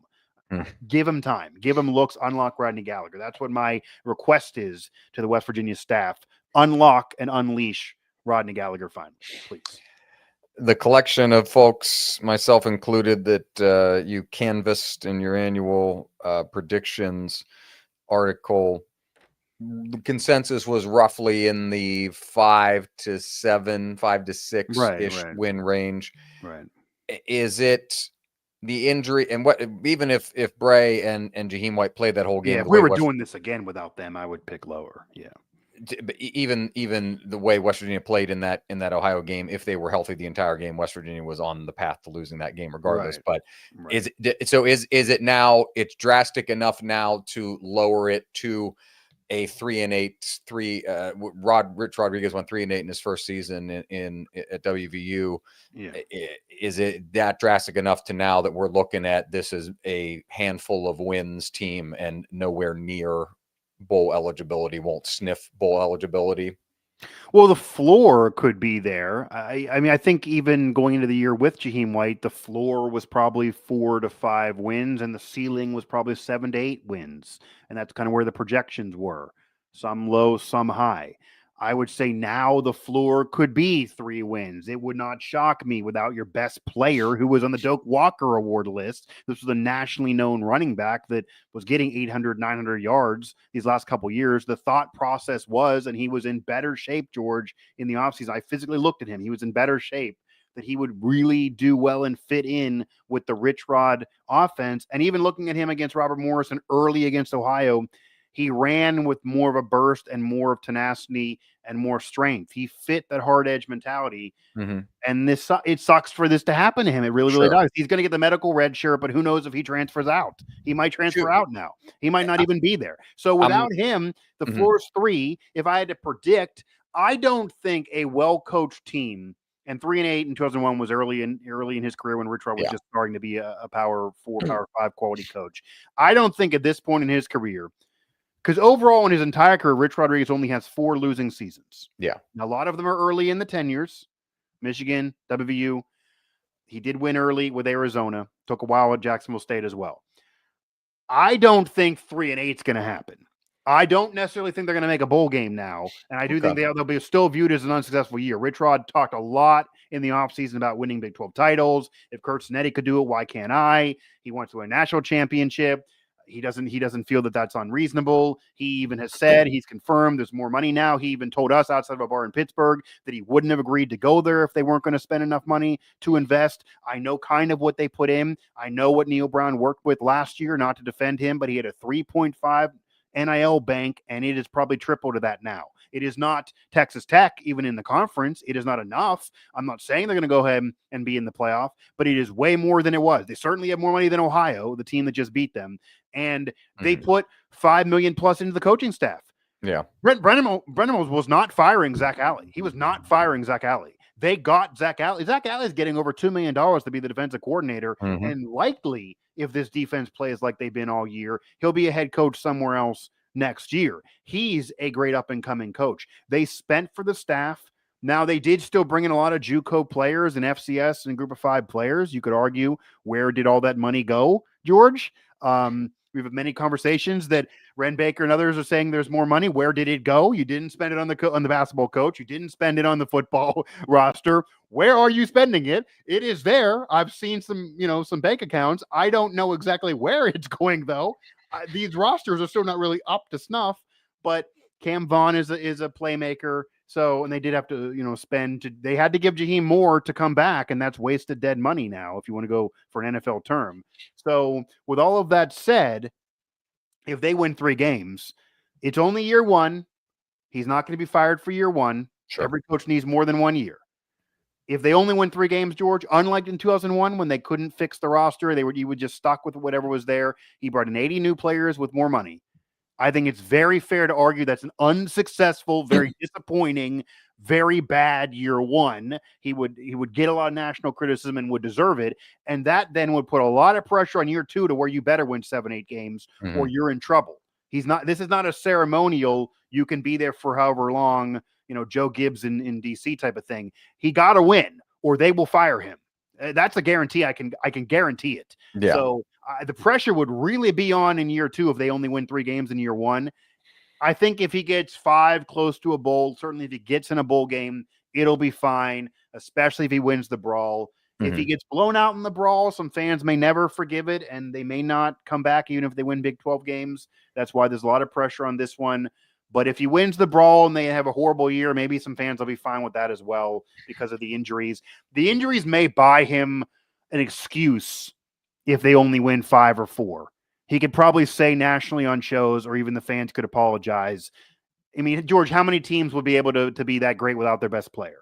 Yeah. He's going to be out without multiple players that were going to be his top players. Jaden Bray, even for people who don't know, was going to be a top receiver for him and Cam Vaughn, and kind of the bigger body guy is now gone. So, and he was a Power 4 transfer from Oklahoma State. So he was not a Group of 5 guy. He was from a Big 12 school they plucked. Neil Brown actually plucked him. So they got to do more than 3-8. They got to do more than 3-8, or the vibes will be really, really bad. But it wouldn't surprise me. But if I had to guess, I think they're more the 4 or 5 neighborhood. And I had the 6-win projection going into the season. I just think he's a good enough coach. They're going to coach him up. They're going to get some defensive turnovers. They're always going to play like this on defense. Anybody can beat anybody in the Big 12, even if they lose the brawl. There's enough swing games in there that I think they're going to win a couple more. They have 1 right now. I think they're going to win a few more games. But if they win the brawl, then I think some other things are on the board. Do I think they're going to go ahead and contend the Big 12? No. But I think it would provide a nice cushion and a sense of relief, at least for year 1, that, okay, you got the rivalry win. Let's try to make a bowl game now. And even if that doesn't happen, you at least have the Pitt win. You got to have the Pitt win, though. I'm not going to... It's not a direct comparison, but loose comparison, or a loose relative frame of reference. So he's 5 years in his first go round in Morgantown, and they go up to Syracuse, and his starting quarterback and running back are Adam Bednarik and Jason Colson. And as all Mountaineer fans know, by the end of that season, well, this comparison works. Rich Rod's going to love it. I mean, this is a positive comparison, but yeah. And friend of your program, Steve Slayton, ends up being the running back at the end of the season, and Pat White's the quarterback, and it's a magical season, ends in the Sugar Bowl. I'm not saying they're going to the Sugar Bowl. Right. What my question to you then is, he has had Rich Rodriguez known for having these type of rosters where he's recruited, and now in an day and age of portal, where he's got layers to it and layers of guys who have been able to make an impact. Noel Devine made an impact as a freshman in 2007, and on and on and on. Are there other guys for West Virginia fans that are looking for a glimmer of hope that maybe this could still be a 500 team, which would squeak into a bowl? Are there guys down the line? We've heard about the quarterback thing, but are there guys down the line in the running back and in the in Hudson Clement type of guys in the wide receiver room and wherever else in these skill positions that could make enough of an impact that could lead West Virginia to win more than the bare minimum of games this season? Yeah. Do I think that, Jalen Henderson is going to take over for Nika Markle and be Pat White, even though he's older, or Clay Ash is going to be the next Steve Slayton, or even Dior Hubbard's going to be the next Steve Slayton, and have Jaheim White kind of be an afterthought, an Ab Bednarik type of player, and the next guy be the star when it was supposed to be Jaheim White? No, I do not think that is the case. Sure. Do I think he's going to? This might be the only blessing in disguise I will give. Rich Rod has talked all offseason about the depth of running back, the depth of quarterback, the depth of these positions. I don't feel, covering the team, we've really seen the full depth in weeks 1 or 2. Week 1, they were struggling early and then blew out RMU. It's an FCS game. He admitted he didn't get to play everybody that he wanted to play. And then week 2, they were in this weird slugfest on the road, and you couldn't tinker a roster. You're kind of screwed. He did switch the quarterbacks up. Jaheim gets hurt. It was just a beast, and they lose. Maybe he's still waiting and buying his time, but now he's forced into it. I think Rich Rod is now forced into doing running back guy committee. I think he's forced into George, I truly believe this man when he keeps saying that, he's going to start somebody at quarterback. He will never tell you who, basically, at this point, but he's going to play more than one guy. I do believe that. I think Nika Markle likely is going to start, and Jalen Henderson is going to not just get one series. You may see him every quarter. He's going to be mixed and matching. These guys are almost going to get evaluated in the games, depending on how they unfold. So maybe the saving grace, at least offensively, is there's going to be enough of a going in and out that maybe it'll cause some problems for teams scheming against them. Maybe it'll cause some problems for Pitt, for example. And maybe you'll finally see if one of those guys is there. Cam Vaughn, to me, is one of the best receivers in the country. He is a very underrated receiver. He is a game breaker. I would think he should get the football even more, George. He gets it on deep routes against Ohio. I was even saying in the box, I'd give it to him on a 2-yard curl. I'd give it to him. I'd do a jet sweep with Cam Vaughn instead of Rodney Gallagher. He can make something happen when he gets his hands on the football. I do believe, this is controversial for some, I do believe that Jalen Henderson has a higher ceiling at quarterback. I think Nika Markle is better right now. Mm-hmm. I think he's a game manager. But I do think that if they lose the Brawl and maybe they lose to Kansas, I do think Rich Rod may just give it to Jalen. And he was also a 4-star recruit. He got hurt last year with A&M. A&M and all their money wanted him. He was going to be their future before getting hurt. This is not a guy that is some afterthought JUCO player. He got hurt. That's what happened last year. So I think there's a higher ceiling and he's in better shape now, but he also is absolutely not as crisp throwing the football. If you're using Jalen, you're doing a lot of running. It'll be a poor man's Pat White offense. He won't be as good as Pat White, but it'll be minimal throwing. Nico can throw more.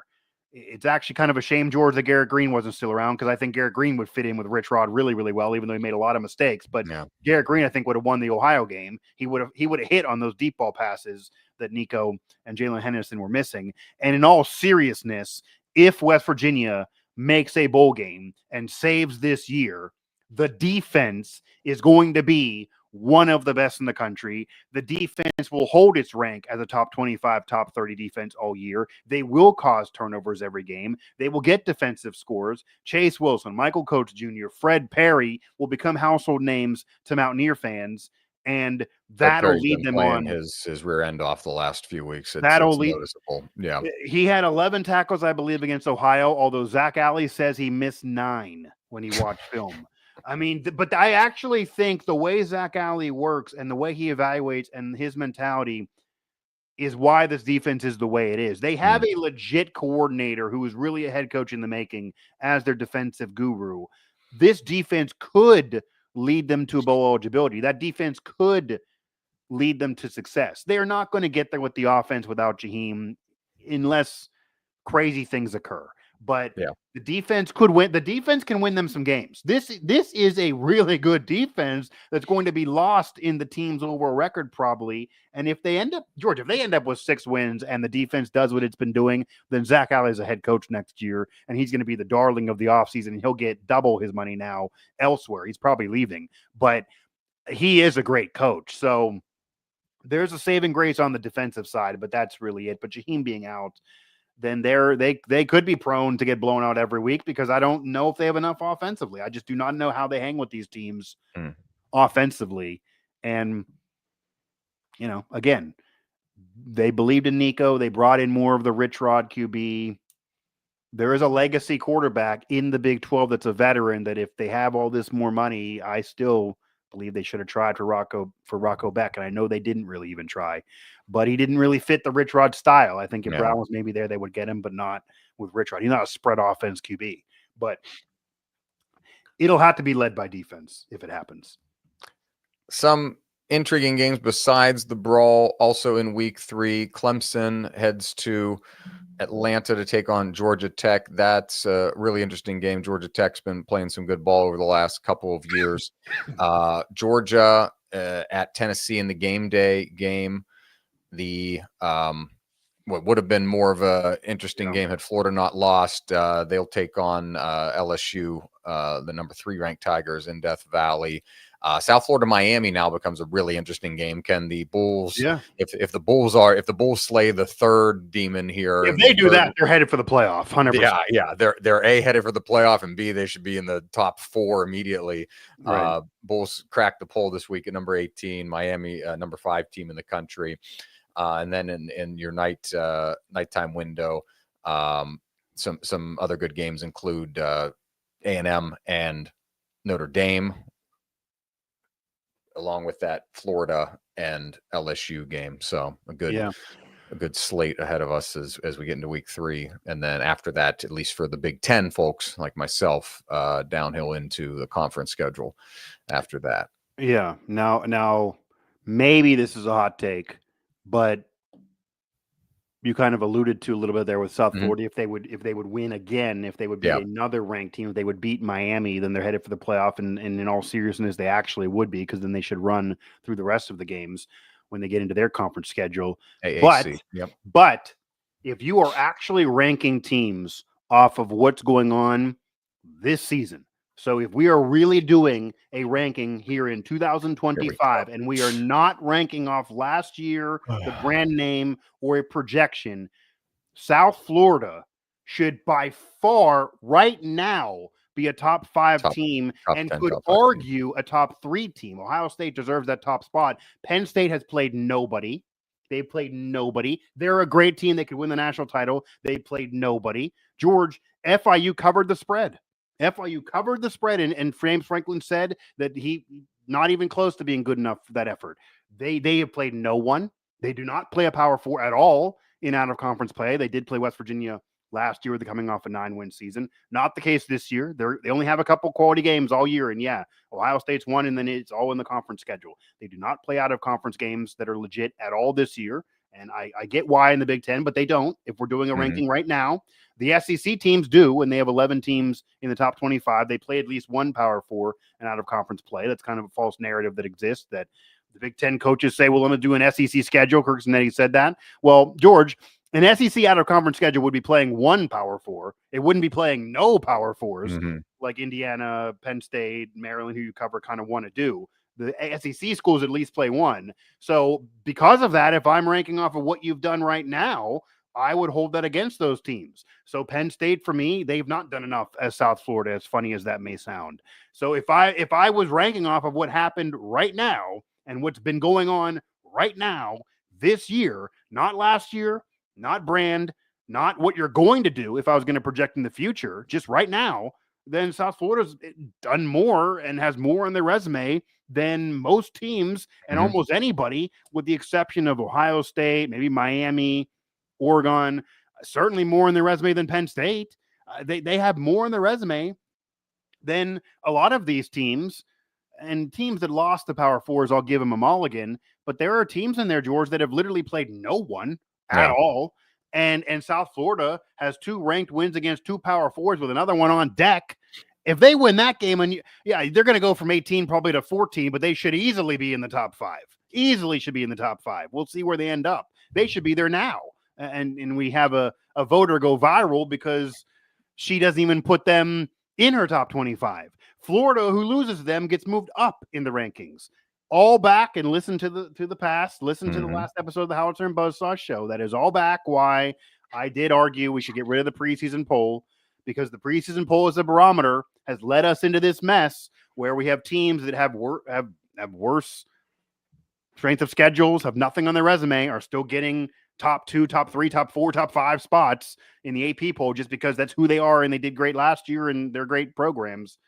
South Florida is getting disrespected even with that 18 ranking. That they should be higher right now. Only 2 voters have the Bulls inside of the top 10, and then 3 additional voters had them at 12. And those were the highest. But if you're being serious, earned on ballots.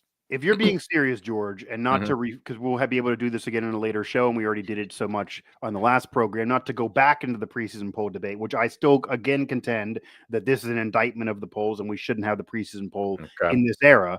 But separate from that, can you provide a counter that South Florida does not argue for a better ranking than number 18? If you're looking at this season and not what happened last year, I don't even see how anyone could argue they don't deserve more than number 18. Without actually looking, I don't think there's anybody else in the country that's beaten 2 ranked teams at this point. That's 2-0. No, and there are teams that haven't even played. Teams that played 1 ranked team, and that's Ohio State played a ranked team, and then if you do a preseason ranking and you have a team like Texas that lost to Ohio State, I could see putting them in there because they still played a tough game. Okay, their roster is great, but Penn State's played no one.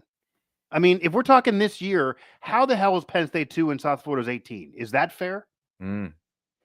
Shout out to friend of the program, Greg Medea, who has Penn State at 5. He recognizes that they do not. Sure, but that's still high. I mean, 5 for beating what? Well, for beating who? Who are they beating? Yeah, I hear you. I'm just saying, you know, seriousness, separate from the preseason debate, how can you tell me that South Florida's number 18 and not number 7? Well, that's where this. We'll call it. Is this not an indictment a little bit of getting rid of the preseason poll? It's an indictment of the poll. It's an indictment of the way people vote, which is not so you have change, 2 different schools of thought here. Get rid of it. A school of thought. The school of thought that I subscribe to is, okay, we do a preseason thing. Everybody's kind of throwing darts at the board, but we need to lay down a marker. And I kind of explained this in our previous episode. We're laying down a marker here. Then after that, we need to be vis-a-vis resumes. So if you're Penn State and you've played Nevada and Delaware, or Nevada and FIU, okay. Yeah, but quickly, if you're saying that we need to lay down a marker, and obviously off of last year in the brand, Penn State would deservingly be a top 5 off of marker preseason-wise. If they're there and then we get into resumes and we're looking at resumes, are you saying that you'd be comfortable with Penn State ranked number 2 preseason-wise, and then by week 2 they're ranked 22nd? Because they don't play anyone. So how can this resume be worthy of staying where they were? Well, that's the preseason. The preseason one is an always. It's kind of, and to your point about, I can half get behind you on eliminating a preseason poll and then just ranking everybody by what you've seen after week 1. But that's my serious thing. I mean, I wish we get rid of the other polls, but if we got rid of the preseason poll, I'd be happy. I think honest to God, I think part of the reason it exists is to allow for these build matchups for television. I know why we've got X-ranked team. Now, I mean, you and I think actually a good chunk of college football fans are smart enough that, like, if I told you, hey, Georgia's going to play Ohio State on Labor Day weekend, that regardless if either of those teams have a number next to them, sounds like a good matchup. Or Texas playing Michigan, So then why do we need the preseason poll then with the numbers if they didn't play anybody prior? I think it's just like, hey, have marquee college football programs play each other on the first weekend. Who cares if they got a number next to them? Give them a number after they put something on paper. No, to your point that, now the way if I had a ballot would rank it, it's head to head. Penn State, the wins, and just looking at the overall ranking, Texas's loss to Ohio State has them, currently at 7 overall. Everybody still has Penn State number 2 just based on inertia. LSU beat Clemson. I think LSU is a better team right now than Penn State. They've shown that to me. You can make an argument, George. You can make an argument, and they obviously have a loss, but you can make an argument that Texas should be higher than Penn State. I know they lost, but they played playing Ohio State out of conference and being even in the game a little bit, even though they lost convincingly. And some people playing FIU. And some people would probably make an argument for LSU to be the number 1 team in the country. Ohio State probably, for a lot of people, carries a lot of inertia as the defending national champions. And look, they beat Texas, so you can do that. I guess they're number 1. Sure, okay. They have a Power 4 win. They're the defending champ. If you want to do that as a tiebreaker, fine. Oklahoma just beat Michigan. They're number 13. I think Oklahoma's better than Penn State right now. I think Oklahoma is actually getting held back because they've been down for 5+ years. They're a great brand and historic program, but Oklahoma off this year's resume deserves to be top 5. Yeah. 100%. Tennessee. Alabama shouldn't probably be ranked at all. Yeah. Aforementioned Tennessee playing Georgia this week, right?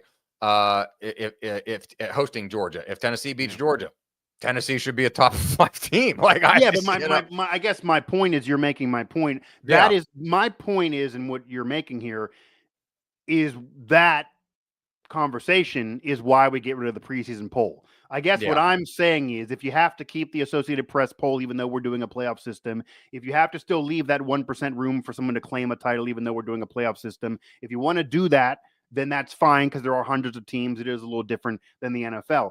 However, I do think a reasonable compromise to make the sport palatable to the fans, to make the sport better, and maybe make it more fair, because you're going to get the ratings, you're going to get the revenue, you're going to get the prestige of the marquee matchups going into week 1 anyway. So the argument of no George or no Mike, we need to do a preseason poll because we need to add some hype for week 1. That's some bullshit. People are excited for week 1 of college football season no matter what. These matchups are good no matter what. If other teams playing FCS games, that's something you don't have to worry about no matter what. I don't need numbers in front for a week 1 game with everyone 0-0 or a week 0 game. So I don't buy that. The ratings are there. The money's there. It's $1 billion industry. The national coverage is there. Look at the TV deals, especially in the Big 10 and the SEC. That even the Big 12 TV deal. That argument to me is bad. Even if you want preseason polls, needing it for social media conversation and TV ratings is, for me, a dumb argument, which I have had made against me numerous times. It is just a dumb argument. But aside from that dumb argument, this conversation is why you get rid of the preseason poll. And George, if ever you were going to get rid of it, this is the time because of the transfer portal. You could just sell it by, we're still going to get interest, but there are 80 new players on some of these teams. How can we possibly rank a team with a new quarterback, a new coach, a new wide receiver, a new running back, new linebacker, new defensive lineman, new cornerback?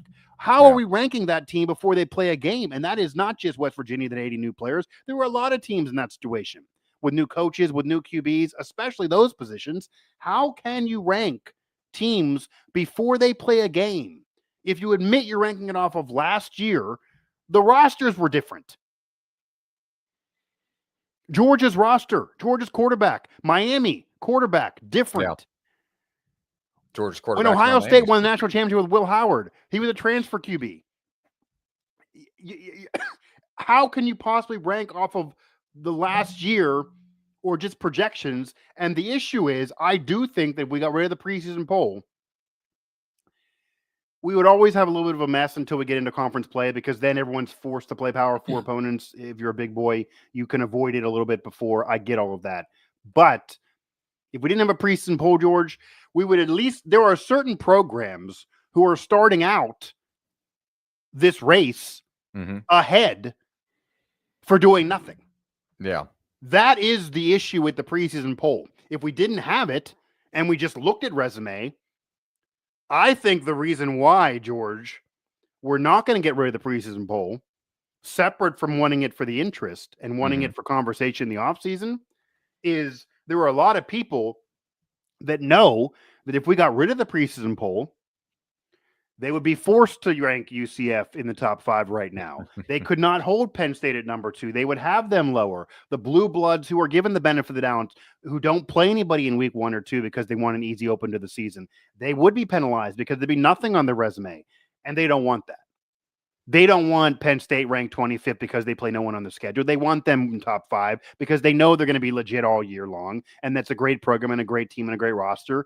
They don't want them dropped down. They don't want UCF up there at number 2 because they beat 2 ranked teams. They don't want them up there. If they get in the playoff, they want them as the number 12 seed.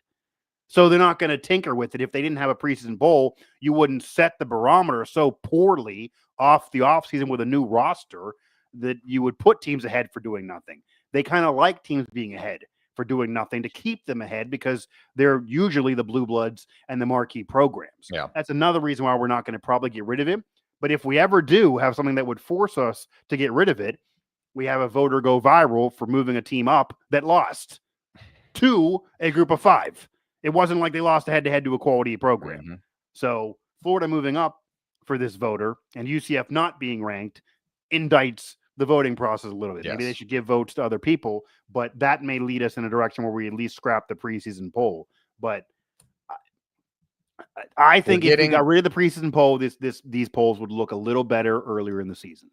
Yeah, the inertia is coming, especially there's more scrutiny on this as the weeks and years go on, especially in a college football playoff era, an expanded college football playoff era. So it unfortunately is leaving more questions than answers. So do you have so far, since the poll is the poll and the poll is not going away this year, they did do a preseason poll and the poll is what it is so far.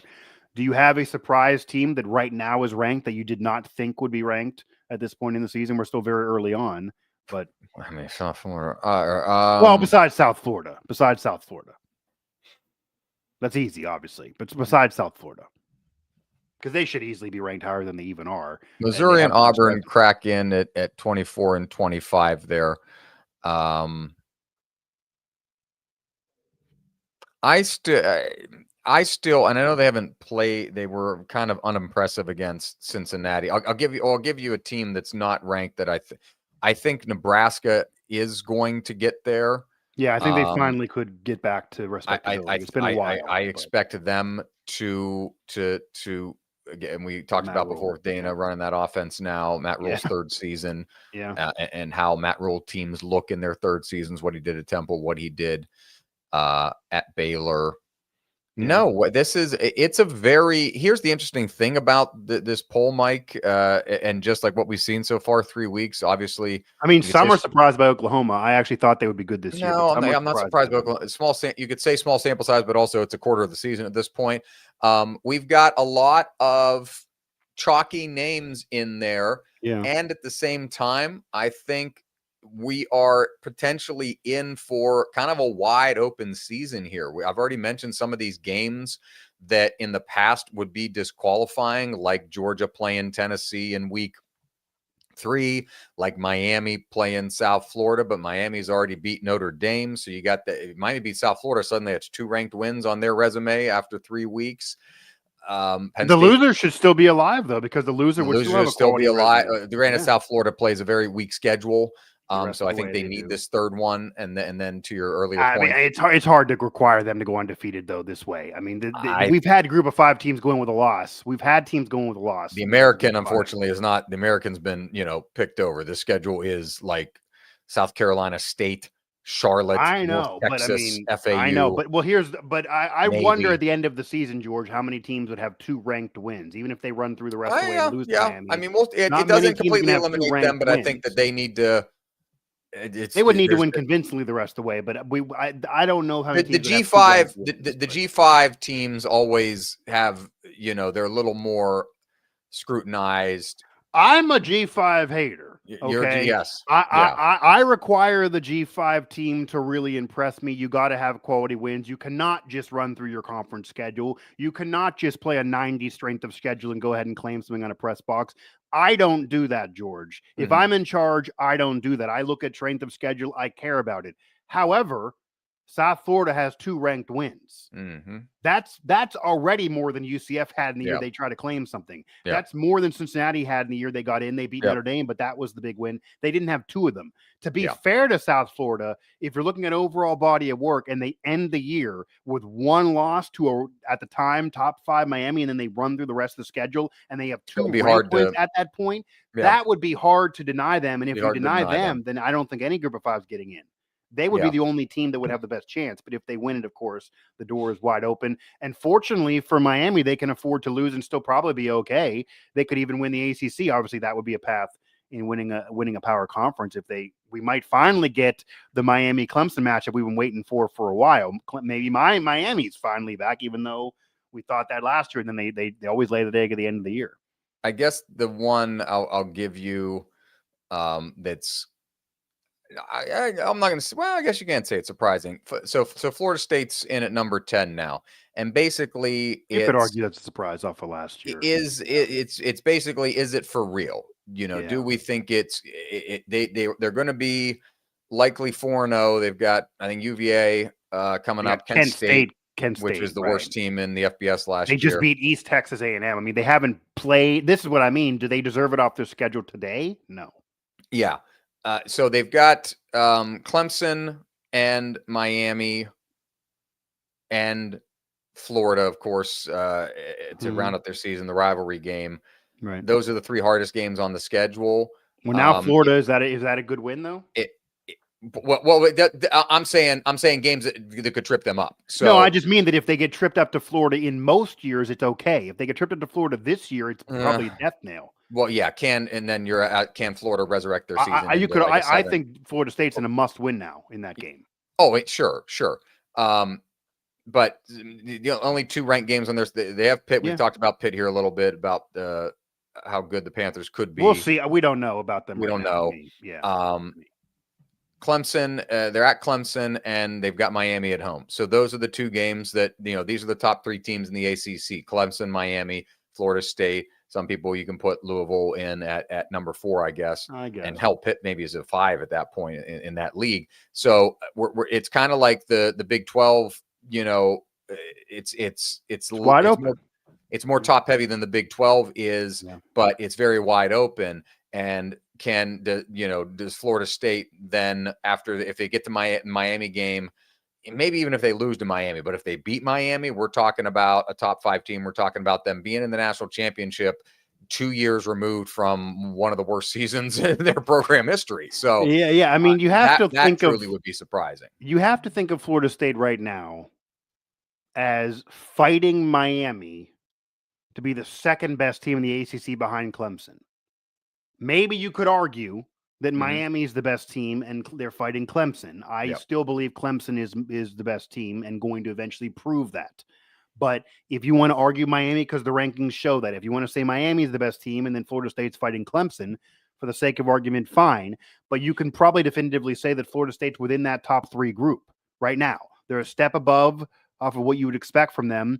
Then Pitt, then Louisville. Louisville winning by a couple touchdowns against JMU does not impress anybody to say they're going to go ahead and do this. Pitt, George, Pitt will use it. It'll be a Power 4 win. If Pitt wins the Backyard Brawl by 2 touchdowns with Jaheim White and Jaden Bray both out, is that really a quality win? If West Virginia ends up a 3-8 team, this is what Pitt had the issue last year. They got ranked because they had big wins to them against West Virginia and Cincinnati. West Virginia became a 6-7 team, losing the bowl game, and West Virginia beat Cincinnati. So if that's your 2 wins, George, what does that mean? You haven't beat anybody. So that's Pitt's issue last year, and then they started losing all the other games, including one to Virginia. Yep. I mean, they blew games left and right, especially with Eli Holstein getting hurt. We'll see really how good he is whenever he plays a whole year and doesn't get hurt, you would figure. We haven't really seen that from him. We will finally see how good he is. We will see what they can do. We will see where they fall. But I'd imagine the top three in the ACC most of the time are going to be Clemson, Miami, and Florida State. And Florida State's now in that group since their playoff snub year, where they won the ACC but didn't get in when it was still a 14 playoff, since that year, Florida State's not been in the top three in the ACC, but in terms of money, brand, resources, they should be. They should be a top three ACC team every year. So now they're back there, and then we'll see what they can do, and that brings the Miami game to being very, very important, because if they win it, they flip-flop, and maybe they're ahead of Clemson. Maybe Clemson's still ahead. Miami drops down. But I think the loser can still stay in the race. This is kind of a little bit of the beauty of the playoff now, George. I mean, if we had the old format, even though sometimes I feel it's better and sometimes I don't, looking back, but if we had the old format, Ohio State would have fired Ryan Day. Instead, they win the national title. They lose to their rival. They don't win their conference. I guarantee you in a 4-team playoff for the BCS, they would have fired Ryan Day, and they wouldn't have won a championship, and their fans would hate him even more than some unreasonable and, of their fans do now. The Ohio State would have definitively, if there was no 12-team playoff and this format did not change, Ohio State would have definitively fired Ryan Day after the Michigan game, 100%. Instead, they win the national title because of the playoff. You don't have to win your conference now if you can get in as a wild card. That makes sense. You got to have wild cards like all sports leagues have them. So that's an opportunity. You don't have to win your conference. You can still get in. That leaves an opportunity that doesn't eliminate you in weeks 1 or 2. And now there are more teams available. There are more spots available. So if Miami, the loser, Miami, Florida State is not out of it, they can still potentially get in. Miami could even potentially get in if they lose the USF and then beat Florida State. That could help them. Notre Dame could, fend off these losses. Texas can avoid the loss to Ohio State being a death nail. They can still get in despite that loss. That's the beauty of this, whereas in a BCS format, it probably would not have been the case, that if you lose that rivalry, that ranked game, or even early in a year, you're kind of, crawling up a mountain the rest of the year. Yeah. Whereas now, you potentially, all you got to do is crawl in the playoff, and then you have a chance. And we saw that already a year ago with Ohio State. So that does allow the games to matter and more teams to have a chance, and this to be maybe more intriguing more into the season than in past years, even if we eventually likely get some of the teams that we expect. But, I don't know if there's any others besides the teams you mentioned. I would maybe want to just call out, just out of teams that we need to wait and see if they were really legit or not. I guess I will phrase this of teams that we need to wait and see if they deserve their spot. Utah is one. People thought they would be the powerhouse of this new Big 12. They're a great program. They've done it big before. They were in the Rose Bowl not long ago, etc. They've been floundering since joining the Big 12. Now they're 2-0. They got Wyoming coming up. That's not going to impress anybody. When they get into conference play, despite having all the injuries of last year as their excuse, now they're healthy. They need to get it done. They need to own the conference like they're supposed to. Texas Tech, all the money they've spent, George, all the money they spent, they're 2-0. They do have Oregon State coming up, but no one's impressed by their wins yet. They're only ranked 21 despite all the money they've spent. They have to dominate the Big 12 to make that money worth it. And notoriously throughout their program history, they underachieve and do not get that 10-11 win year. They need to get it done this year with all the money they spent. Indiana, to legitimize Kirk Cignetti's last season when he was coach of the year nationally, and they went from afterthought for 100 years with 3 bowl wins to he comes up from GMU and leads them to the playoff without even winning a conference title. To legitimize all of that, they need to keep this up, and then they need to do this in conference play, because now they're barely holding on to the ranking, but this is an Indiana team. Their schedule out of conference is always notoriously very, very easy. It's going to get easier in future years, which means, George, I get doing it to get your bowl appearance, and because why have a hard schedule if you don't need to? I get it, but it puts pressure on winning in the Big Ten. You got to win the Big Ten. That means you got to win the conference games. So they got to win the conference games. They're going to have to win a lot of those. Is Michigan for real? A couple years removed from a national title, but we got suspensions to the coach still coming up. Now they're 1-1. Are they going to be for real? They aren't going to be able to prove that for a couple weeks, but Can they keep this up? You mentioned Auburn, Missouri. They're hanging on. Ole Miss, I think, is also kind of on the line. Lane Kiffin's a great coach. He's built up that program. It was an historic, dead program that never even got to this elite level under Eli Manning. He's put them there. They're winning 10 games a year. But, George, they always drop one they shouldn't lose at the end of the year. They always go from just a major bowl game kind of ceiling, but never above. They haven't been in the playoff yet, despite Lane Kiffin feeling like they should get there. He's had great quarterbacks. He's had Dart, etc. He's ranked again. He's going to have to start winning some of those SEC rivalry games. You're going to have to start getting in those bowl games and getting in the playoff and not dropping game at the end of the year. It's like Penn State, George, kind of getting to be the same thing.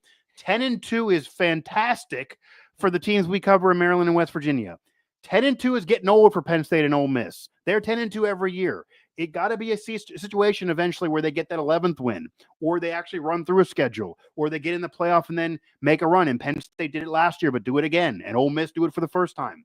That's the pressure on those programs now to keep this up and to stack wins. Penn State, can they finally beat Ohio State? That's what it is. James Franklin can win all the games he's supposed to win and beat up on those teams, win 10 games a year. Can he win a game where he's not the favorite, like against Ohio State? Can he do it? Cannot beat them, cannot beat Michigan. The Buckeyes still on the schedule. Can they beat them? Is this the year? And Ole Miss again on the clock too. So, and we will see how down Alabama really is. Do they hold their ranking? Do they get some wins? I don't think they deserve the spot now. We will see if DeBoer even lasts the year or if he gets eventually fired. That I think is on the line as well for Bama. But, mostly chalk, nothing too crazy. I do think we should get rid of the preseason poll, but if we're going to have it, then this is probably what you're going to get. A lot of these programs are going to be here. Oddly enough, though, if you care about the bottom 25 that CBS Sports does every year, West Virginia is now in there. Oklahoma State's in there. Florida's in there. UCLA's in there. Stanford's in there. Florida's in there. There are a lot of historic marquee brands that are in there. So do they get out of there? And when do they get out of there? Something else to keep tabs on, maybe. A lot still left to unwind as we put a nice bow on this edition of the Howitzer and Buzz-saw Show. A reminder that you can find us wherever you get your podcasts. That includes on Apple, Spotify, TuneIn, and more. Just search Howitzer or Howitzer Buzz-saw to find us. And also a shout out to the Hyphen Podcast Network, bringing great podcasts to the people. hyphenpodcastgroup.com, Hyphen Podcast Network, hyphenpodcastgroup.com, and also check out all of Kellen B. Huffin Conley's work at hyphenuniverse.com. If you want to find us on social at Howitzer Buzz-saw, at Gerbo3, at Mike Asti 11. Again, we are available everywhere you get your podcasts. And George, as we close, because it opened up the college football talk of the show, do you have a prediction for the Backyard Brawl? I mean, now they don't have their best players. They are at home. I gotta stick by what I said in the preview. Do you believe in the movie that Rich Rod's just going to find a damn way to force some turnovers? I got to stick by what I said in the preview, that if 17 years of pent-up frustration isn't enough, regardless of who your players are, to win that damn game in Morgantown nonetheless, then I don't know what is. So I'll take the Mountaineers. I'll stick by with what I predicted in the I do think West Virginia is going to win. I do think it'll be a rock fight. I do think they're going to get defensive turnovers. I think it's going to mirror the game a couple years ago. I even think Pitt's going to have a better year if you look at records. I think West Virginia may go down the drain because I don't know if they can keep that up all year despite the defense being good. But I think they may muster it up for this one game and take the relief off for the year. If they win it, I think the fans would even take not making a bowl because Jaheim's out. If they lose it, I think they got to get in a bowl where the fans are going to be pissed. I think the pressure will be on if they miss this opportunity, because George, there's no receipt that Neil Brown could get after blowing in 22. He got the receipt in 23. They don't play next year. They don't play the year after that. They play in 29. Rich Rod's 62 years old. I don't know if he's going to be coaching in 2029. Certainly if they're not winning, he will not. Pat Narduzzi's been already there forever, and he's up and down in every one of his seasons. Will he be there in 2029 with a new AD? Unlikely. Will Ren Baker still be there? Unlikely. Will Green still be there at Pitt? I hope. God bless you, Ren Baker. I hope you're there for another 10 years. I hope Pat Narduzzi is unemployed.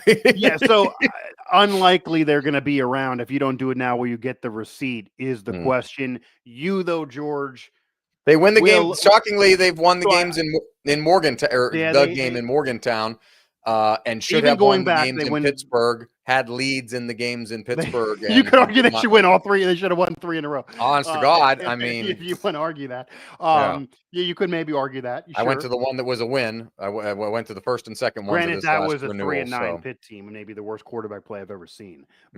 But yes, they did win that one. They at least got one. But this would at least tie it up. Then they wouldn't lose the current series here before they restart. I do think, though, you'll be disappointed. Okay. If you have not yet heard Rich Rod's press conference, because I listened today. Yeah. Okay. Well, did you hear him? He literally said his players were not born in 2007. He does not think it's going to do anything for the current team. He downplayed that total rant that you just went on. He did not want to go in that direction. It's less. You want him to go there. He didn't want to go there. It's less the players and more him. Yeah, but he said that if he coached several years later, Bill Stewart got those licks for him, but he said that if he coached several years later, it would have been a big deal to him. But his literal quote was, "It's a generation ago. I want to win for this year's team." So he's not using your motivation that you want. God bless Bill Stewart. May he rest in peace. But he got the lick the next year. People forget they won 1916 over a top 10 ranked Pitt team. The one thing that, the one thing that pissed me off is in that 2008 game in Pittsburgh, they ended up losing that one at Heinz Field, and Bill Stewart didn't seem to care as much. That pissed me off that day, but I was there. I'm just saying that the university, and I know there's a lot of new players. I know there's a lot of new players in this program. The university has done a good enough job of accentuating this rivalry and making it real for these guys who've experienced it, some of whom have experienced it over the last 3 seasons now. So the animosity is back.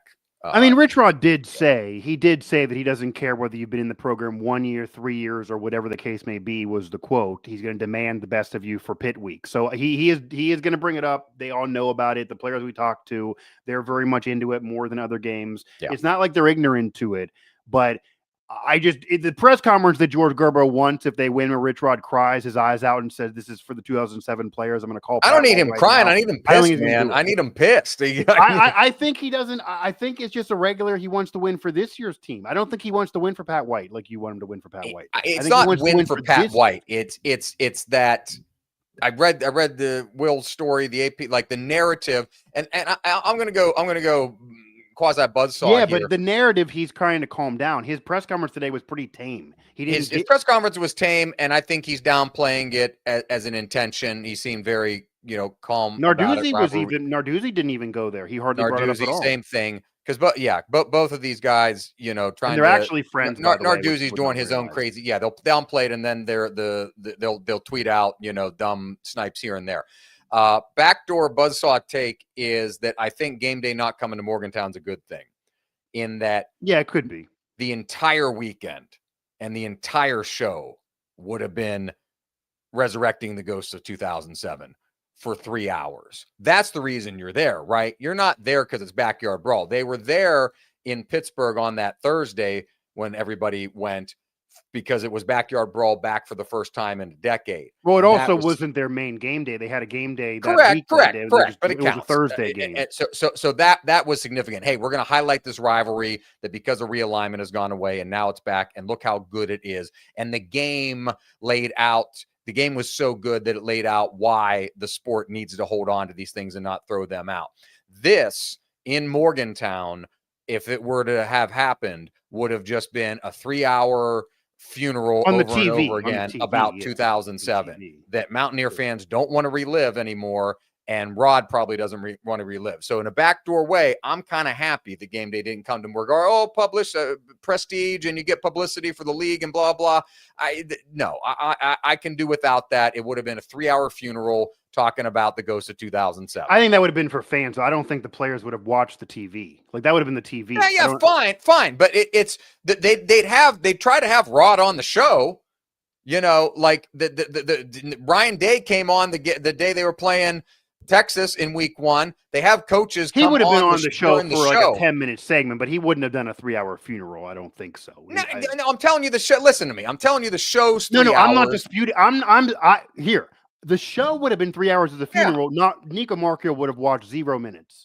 I don't think. It's not about Nico. It's not about the players. I'm telling you that it's a rehash of undue attention that. But that's for the fans in the program. I don't think the team itself would win or lose a game because of a 3-hour funeral on TV. That's not what I said. It's not even what I'm saying. I'm saying that it's better for the attention and the whatever that the university might have wanted from it to not be. Because if Rod thinks 2007 is a generation ago, which it is, but it's still prevalent in the minds of a lot of people, that all game day would have been on Saturday was an entire rehashing of all of that. No, 100, I'm sure it would have been. But what I'm saying is that it would have 0% impact on the game.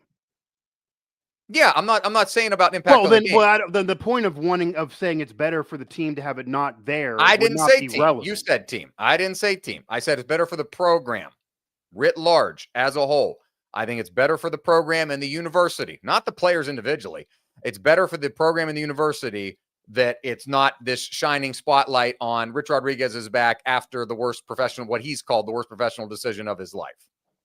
Yeah, but the thing is, though, they're not going to get game day next year because they're not going to play. Sure. This is the only time to get game day. So if you tell a program that either you get game day, more money and attention, or you get embarrassed for 3 hours, or you don't get the money, they're going to take the money all day. Sure. I'm on the other side that I'll avoid the embarrassment and the rehashing of all of this and the build up to it. And when you go in the facility, even now, there's pictures of when they were at game day the last time. They want those removed. They actually thought they were in line for game day multiple times the last several years. They didn't get it. They're pissed about that. Early in years where they were good, even though the years went down. Penn State would have been a good opportunity last year. There was a couple others they thought they were in like the top 5 for. Yeah. I think TCU was one of the other ones. Yeah. But regardless, this is really the time where they should have had it. I don't think the program is happy to not have it. And if they agree that it's not going to affect the outcome, the only negative is people who are sitting in Florida who are watching TV are going to be making fun of the Mountaineers for 3 hours. I don't know if they care that much if they're able to get the program back to winning and win a Big 12 title within the next 3 or 4 years. Sure. I don't think they care about. I don't think the program cares what you're saying. I think they do not care about that within the program. Well, if Rod says that you may care as a fan, but I don't think from what I hear in the program, they were very upset to not get it. I don't think they sure, because the attention and all that type of stuff is a big deal. They knew the funeral was coming. I'm saying in the long run, it'll be better that it wasn't here. Here's the only way that would be true. That I'll give every time this university has reached the intersection of national hype, it fails. So let's go ahead and build, whether that's Penn State last year, whether it's 2007, whether it's the LSU game. But what I'm saying is here's the issue that's going to ruin that. They have two of their top players out.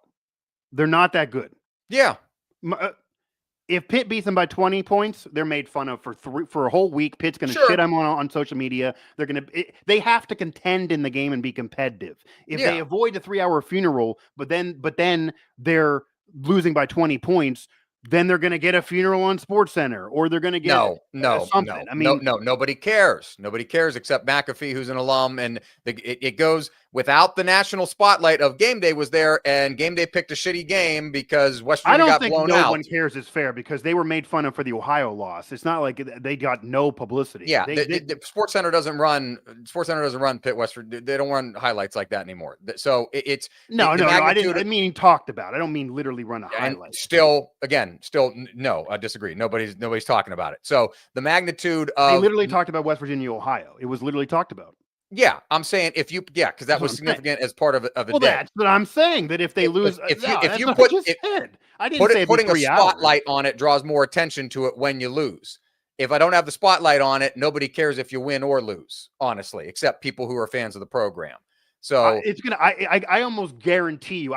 I literally will bet you $100 that if they lose to Pitt by 20 points, it'll be mentioned on SportsCenter. No, they'll have a highlight on there. Well, that's all I was saying. I'm not saying it will be a 3-hour show. No, I was not saying it'd be a 3. I never said that. But I said it would be mentioned. It's in the college football world, the place that game day is you're assuming game day as the arbiter of the game of the week. Kickoff as well. And if we're saying West Virginia Pitt's the game of the week and it's a dud or it's an awful game, then it looks bad on West Virginia University. And so I think it's better, regardless of whatever image generated publicity, blah, blah, blah, that they value so much and think is going to draw them more money. Why don't you work on getting the football program right before we go out there and trumpeting ourselves as something that we're not? Yeah, but they were on Big Noon Kickoff, got blown out, and then they got negative publicity. They're not. It wasn't like they were going to turn down Big Noon Kickoff. Like if George Gerbo's AD. No, but merited. Mike, at that point, merited for the opening season, the opening game of the season, Penn State, and what people thought the expectations of the program. I just think that it would be, if you're saying that if Game Day called you yesterday and said, we'll come to West Virginia and George Gerbo's the AD and George Gerbo says, I don't want you to come,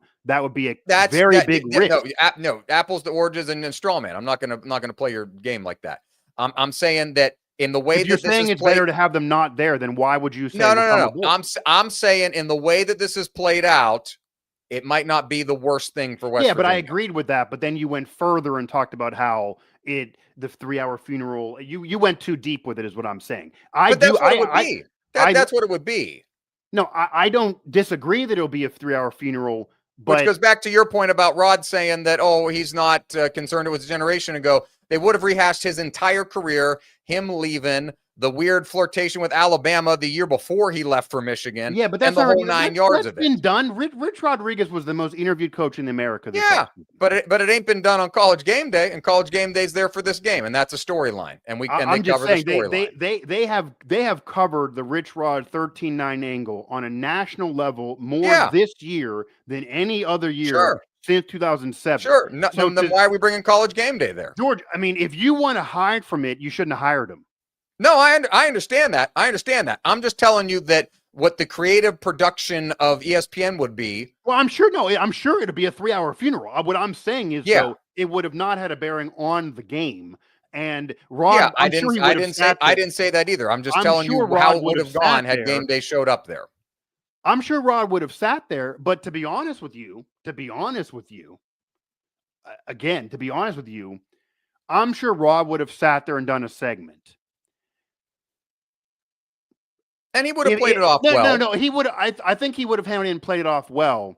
But if it went the direction that you're saying it would go, wow, Rod was there, he'd probably be a jerk back, and the program would probably pull him. They are not interested in discussing 13-9 like you're saying they would. So if he would sit down and Reese Davis would pump him with 13-9, your embarrassing moment, I think they would get a different Rod than's been on the McAfee show. He doesn't like those questions. He does not want to do that for 10 minutes. So I think that if you're he would sit there for 10 minutes, but they may scrap it. They may be on there for 10 minutes and he may treat them poorly, and they may just in their ear be like, no, cut it. We'll do a 3-minute segment. Rod's being a jerk. So they might not even get what they wanted out of it, is what I'm saying.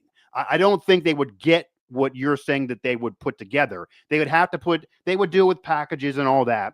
Yeah. But I just think the financial benefit for the school would obviously, they just wouldn't care if they end up being better off.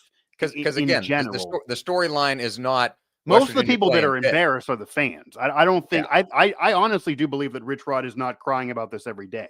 But I agree with you. Just from a national perspective, the storyline is not West Virginia's playing Pitt in the Backyard Brawl.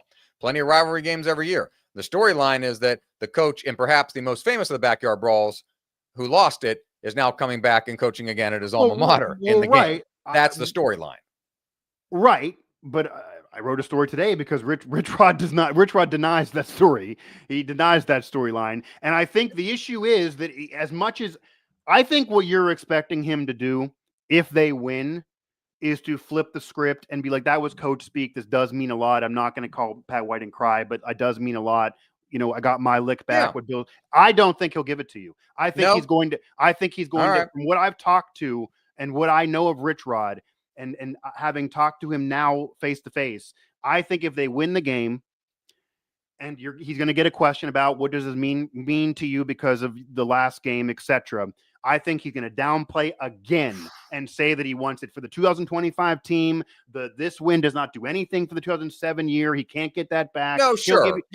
I think he'll say, embarrassing moment, the same quotes he's been giving all the time. But I don't think he's going to, maybe he'll shed a tear. But I don't think I don't need tears. I just need a recognition of how significant the game is. I think it'll be very minor, like it was today. I think it'll be very similar to today.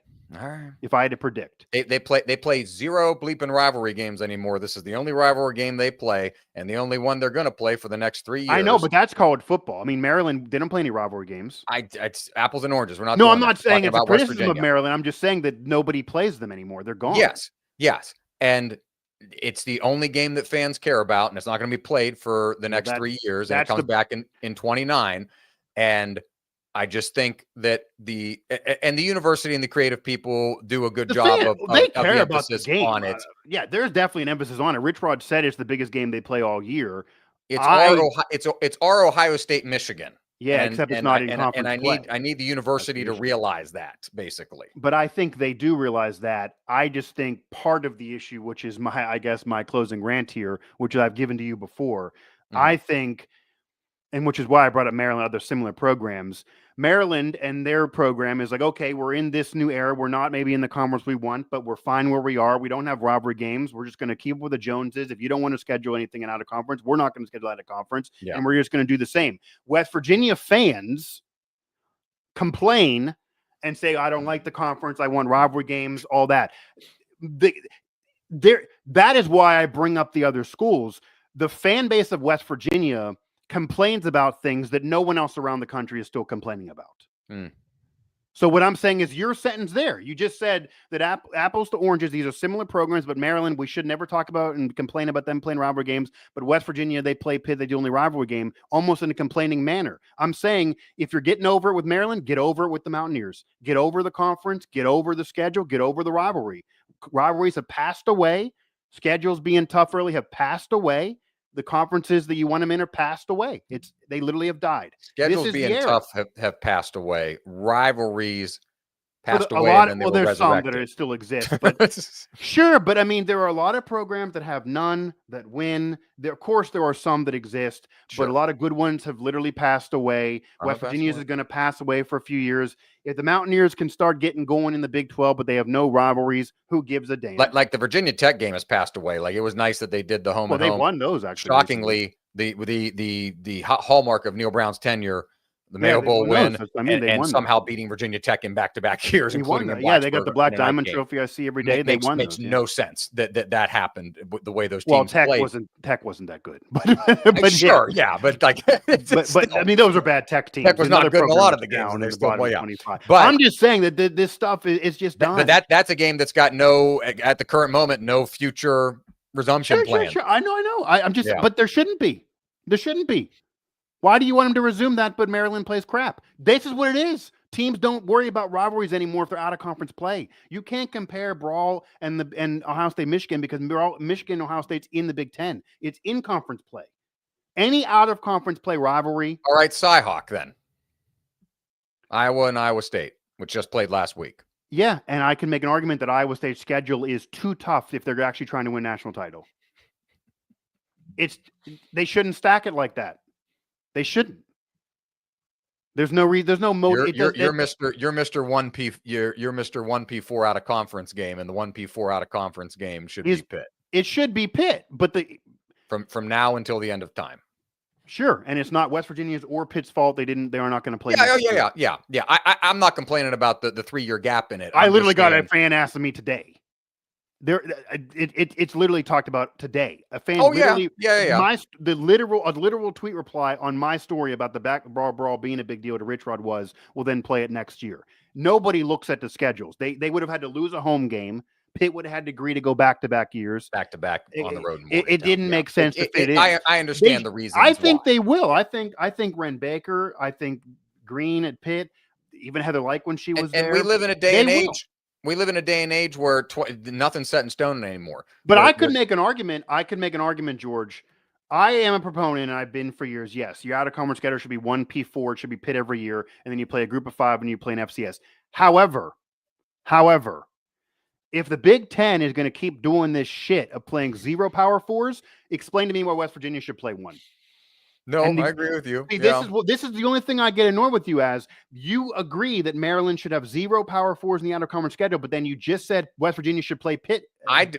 They're the same program. All right, you do this shit with me with Maryland all the time. I don't care who Maryland schedules. I think Maryland should play UVA every year. They don't. They played them a home and home. No, that sentence is my problem. You just say you don't care who Maryland schedules, but you care who West Virginia schedules.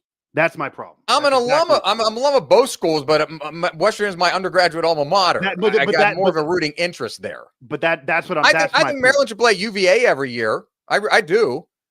That's an equal level of a program, and at a time it caused enough vigor on both sides of the Potomac. Yeah, that would be fine. That would be fair enough. I'm just saying they should play UVA. The way they schedule their games is unentertaining for me to cover as a reporter, and it's unentertaining as a fan to watch. Yeah, but the issue is they do it because if they end up with 6-6 and West Virginia's 5-7, they're going to say they do it because there's no penalty. They're not penalized for it. No, I understand. And West Virginia wouldn't get penalized either, but they've been scheduling it stupid. Yes. Yeah, no, I've said for years West Virginia's scheduling is dumb. But the Backyard Brawl is more important of a rivalry than UVA and UMD is anyway. I agree, but what I'm saying is, knowing Ren Baker, he wants to play the Brawl every year. Yeah. He also wants to win and get in the playoff. Yeah. If the playoff is what I'm saying is, and I bring up Maryland because they're similar programs. If you were covering Penn State, I wouldn't be able to bring up your school you're covering. They're similar programs. What I'm saying is, and Ren Baker's brought up Maryland a lot, which is why I bring them up. I'm saying that if Ren Baker sees the landscape that Maryland, who he views as similar, is scheduling 0 P4s. If Pitt, Indiana. Now Pitt has Ole Miss coming up, but if Pitt ends up scrapping it, or they have Ole Miss coming up, but if they have 1 P4, if he gets similar programs to them, Virginia Tech is another one. He doesn't bring up Indiana really, but similar programs, and they go into I agree, West Virginia and Pitt should play every single year. I agree, if they can. If Ren Baker is the AD and sees that other similar programs are not playing a Power 4 and out of conference, do not be surprised if Ren Baker moves off that position. He wants to do what's best to win. He does not want to appease the fans. Sure. I mean, he has vocally said the previous scheduling was dumb. When do you hear an AD say another AD was dumb? Shane Lyons made some questionable decisions. I mean, he was even asked, like, shout out to Greg Carey, in a recent press conference before the season actually kickoff press conference. Ren Baker was talking about how the schedule is more fair and more similar to, he mentioned, more similar to Maryland, other similar programs, geography wise, etc. And then Greg Carey busted out and said, so if that's the case, are you telling me the recent schedules have been unfair to the Mountaineers? And he tried to dance around it and eventually said, yeah. They were, and it's not. And you know what? Let me finish. Yeah. He said, yeah, but I believe they were scheduled to appease the fans for the rivalries, and that was not a smart call. That's what I'm saying, and that's the issue. He was appeasing people, and that hurt the program. I do believe. Yes, and I'll add the caveat that at the time that they were scheduled under the Shane Lyons administration, that the belief was for teams like West in a pre-college and still a BCS or early college football playoff type of era. Yeah, at that point, it would have been early playoff. Early CFP era, that teams like West Virginia playing in a quote-unquote outside conference needed to schedule tough out-of-conference games, that if they were to win those games, it made their resume look better when playing a SEC team, let's say, for example. Yeah, here's my comeback to that, though. Now we know nobody else was doing it. What's that? My comeback to that is, even in the last several years, nobody else was doing that. Well, and now we know that that's not the case because everybody else moved off positions. People have been canceling games left and right. No. Yeah. Ahead of West Virginia doing it 4 years ago. West Virginia was sitting around playing games they shouldn't have played. That's what. No, that's just making my point.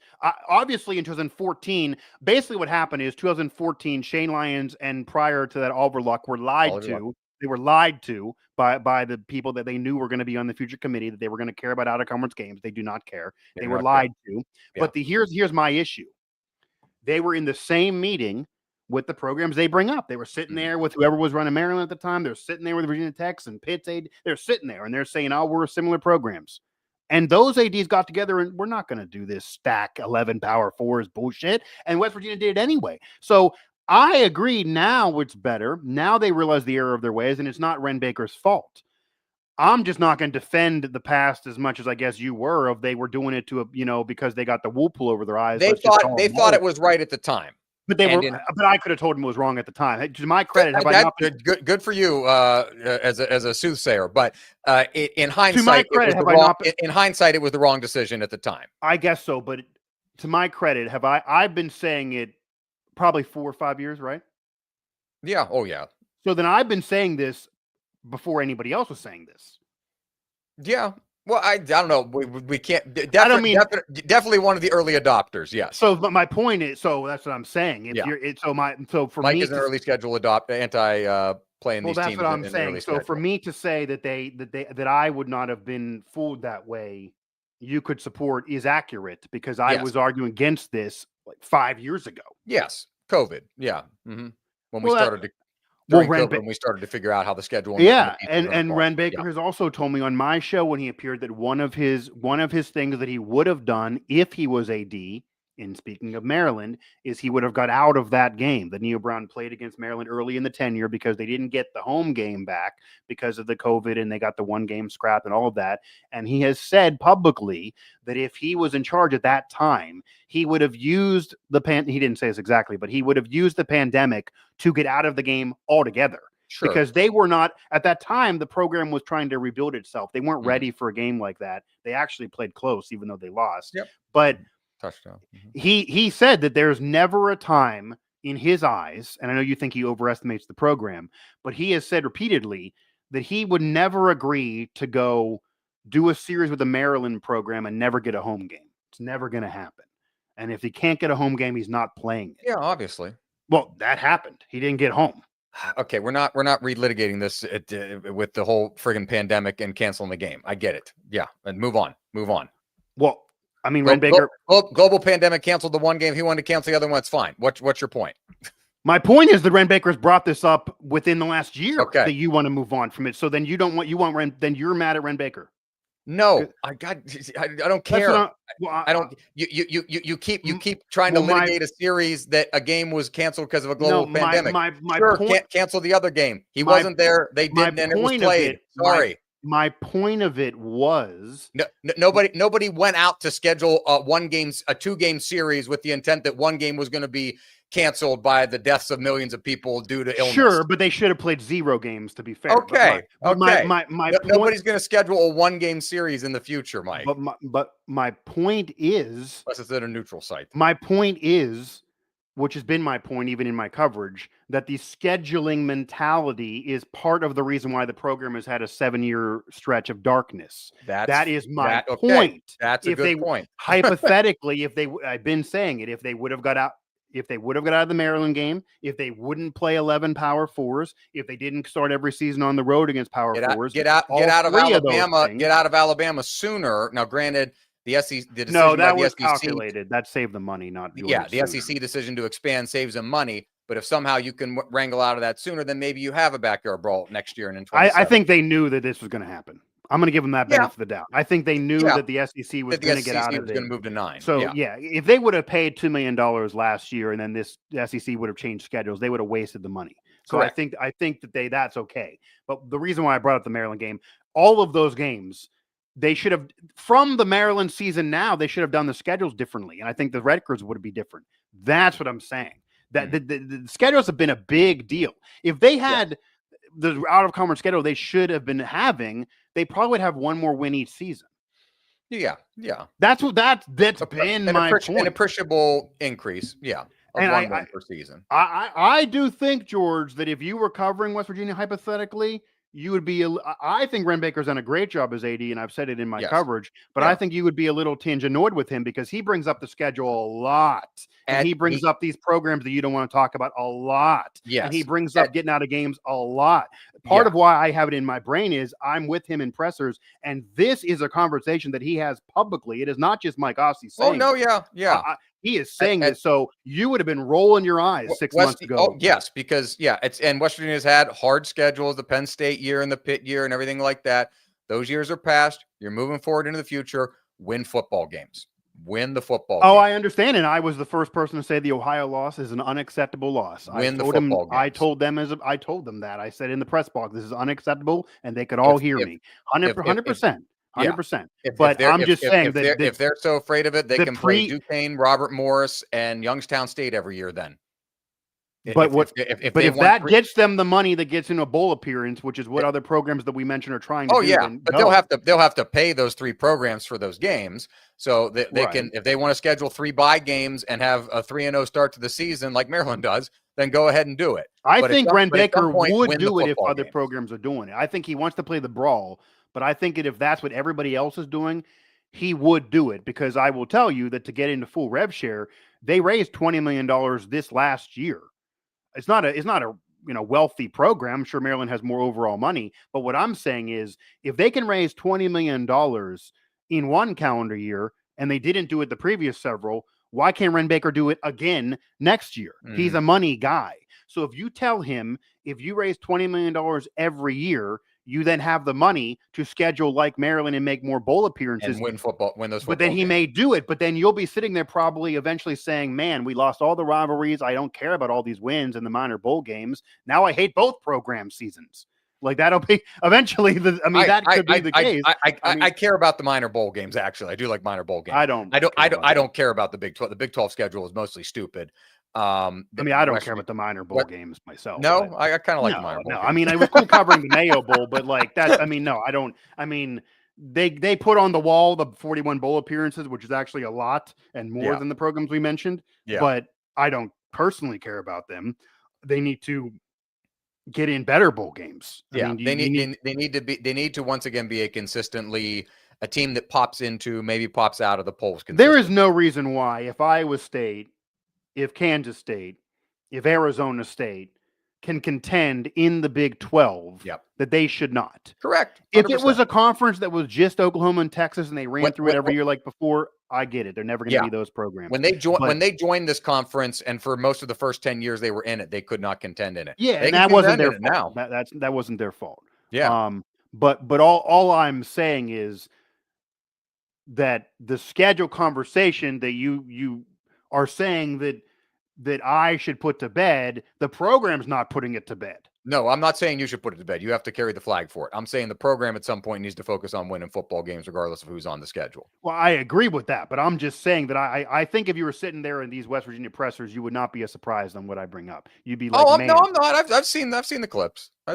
Yeah, so this was but he does belabor the point too much. You've lined so then in 2027 next year, he even did the data, George, and my stat is because of Ren Baker's that they are the only program in the entire FBS that played 4 Power 4s 4 straight years to open up a season. They were one of 6 to play 11 Power 4s. The other ones are basically never contend. He has all this, and if you're going to be on those lists, then that is kind of an excuse on why you sucked, because Ren Baker didn't make those schedules. He has, I think.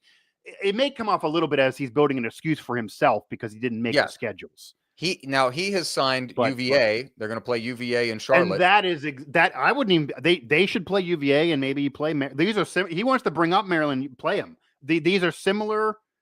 The UVA game is great. They're going to make $2.5 million. It's at a neutral site. They have a lot of money. They're going to have a lot of fans there. They're going to make money from it. I was at the last game in Charlotte. Yeah, and I know Virginia was good last year. But for the most part, West Virginia should be better than them, and should. Oh yeah, Virginia might fire its coach by the end of the year. Yeah, but they could easily lose. I mean, Virginia, if they played Virginia last year, they would have lost. Virginia beat Pitt, but who they lost to. But most of the time, they should. It's a winnable game. They can make money out of. Yeah. No, I mean. I am saying that if you want to be fair, West Virginia should adopt the schedule that Maryland's been adopting. I think it sucks for the sport, but they should be doing the same thing. The annoying thing is I'm sitting there covering premier games on national TV every single season, and the program I'm covering is losing. And the program I'm covering is complaining about it every single season, and then we do the Howitzer and Buzz-saw Show the next day. That's what I'm saying. I had the Rich Rod presser the day we're recording this. I need the program to stop complaining about things it can control. So, I mean, Greg Carey, that was a fantastic question. Give him a shout out again. Shout out to Greg. I haven't seen Greg in a long time. Oh, he's fantastic in the press box. We're basically literally somebody at Ohio asked if we were doing stand-up comedy. We were in that. It was the fantastic. I sit next to him a lot in the press box. Fantastic seat in the press box. I do think they're going to play the Brawl every year, but there was a lot of people that we know. I don't recall your opinion, but a lot of people that we know that when these games were on the schedule were very happy to have all the Power Fours. And I did a fantasy football draft, George, with a lot of the people we know that are U92 alums. And the very first thing one person said to me is, man, I'm upset about losing the Bama game. And both Alex and I said, God, please don't. I don't want to talk about this anymore. That's a ridiculous opinion. But that was said repeatedly.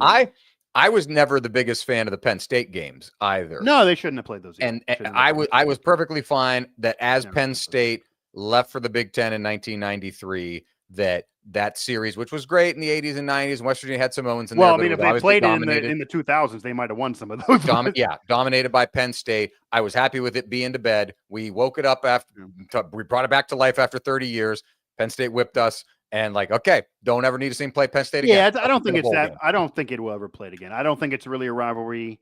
I don't think it'll ever be played. I don't think Penn State even cares about. From what I even know, I don't think they want to play it again. No, they don't care about their Pitt game or playing West Virginia, and that's I don't think they. No, I mean, I don't even think West Virginia views Penn State as a rivalry. I think they should never. It 100%. It was a thing to scratch an itch from 30 years ago. It was a rivalry back when there was just it was a rivalry, but Eastern group of teams that included Syracuse and Pitt and Penn State. Yeah, they had a trophy for whoever else. Right. Yeah, they had a trophy for it. I would like to play Syracuse again. Doesn't need to be annually. I think they should play Syracuse like every 4 or 5 years. See, this is now we're agreeing, but this ruins what you want of the Brawl every year. That's what I'm telling you. That's what I do not think fans ever absorb this properly. Yeah, I would love a You've got one game. You have to pick one game, and most people are going to pick Pitt. I would like to.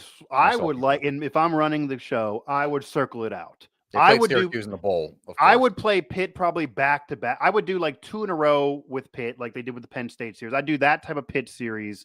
I'd take a break. I'd play Syracuse in a one-off. Then I maybe would play Virginia Tech in a one-off. Then I go back to the Pitt series back to back. I'd try to play Pitt more often, but I would rather, if you're going to play one Power Four, give me something new every year than just play Pitt every year, because I think that'll get stale. If they play Pitt every year, you're not going to see anybody else in there. Yeah. I see all the time. The dream schedule for people always is Pitt, Virginia Tech, and maybe Marshall. You're never going to happen. Dreaming. Never. That's what I say. That I think in all reality, George, the college football that people want has passed away. That's what it is. Sucks to say. That's what it is. What people want is gone. There's no chance. Even if Ren Baker's not AD. I don't have to be covering the program. You're not going to get that. Ever. Like, it's just never going to happen. You are so far from that. It is. They would have to be in the same comp. The only way you're getting all that is to be somehow in the same league. You got to have everybody in the same league. Which is a whole different can of worms. I mean, if that goes, maybe that would be the only way if they somehow end up ACC and Big 12 get together or something. Although then you still wouldn't play Maryland. But I just don't like. I don't think there. I would be hard pressed to see West Virginia and Maryland ever play again in football. Yeah, that's going to be a long time. Yeah. I don't see how they're playing. I mean, basketball, I think you could try to schedule it, but I don't see how. I don't know. I don't see how that would go down. Maybe for a one-off in a neutral site. Maybe you say you don't schedule one. I think he maybe would. I think Ren maybe would consider a one-off in a neutral site. I don't think he would do a series, but I think because that would be hard with the Brawl and scheduling. Oh, I think 100%. I think he maybe would consider a one-off. I will predict a one-off at a neutral site that he would do that. The Commanders' new stadium in DC once it finally gets built in the next 5 or 6 years. That would be the place to do a one-off. Yeah. I'll make you the sad take, though, that I highly doubt Ren Baker's the AD at that point. He may schedule it, but that'd be just too long of a tenure. I can't imagine it. And I'm sure that Rod and Loxley, no one will be around then. Yeah. But maybe I could see that. I just cannot see more than a one-off. But I mean, if they put on the wall their bowl appearances, and then they have the hardest schedules in the country. Like that's all I'm telling you. I mean, it's not.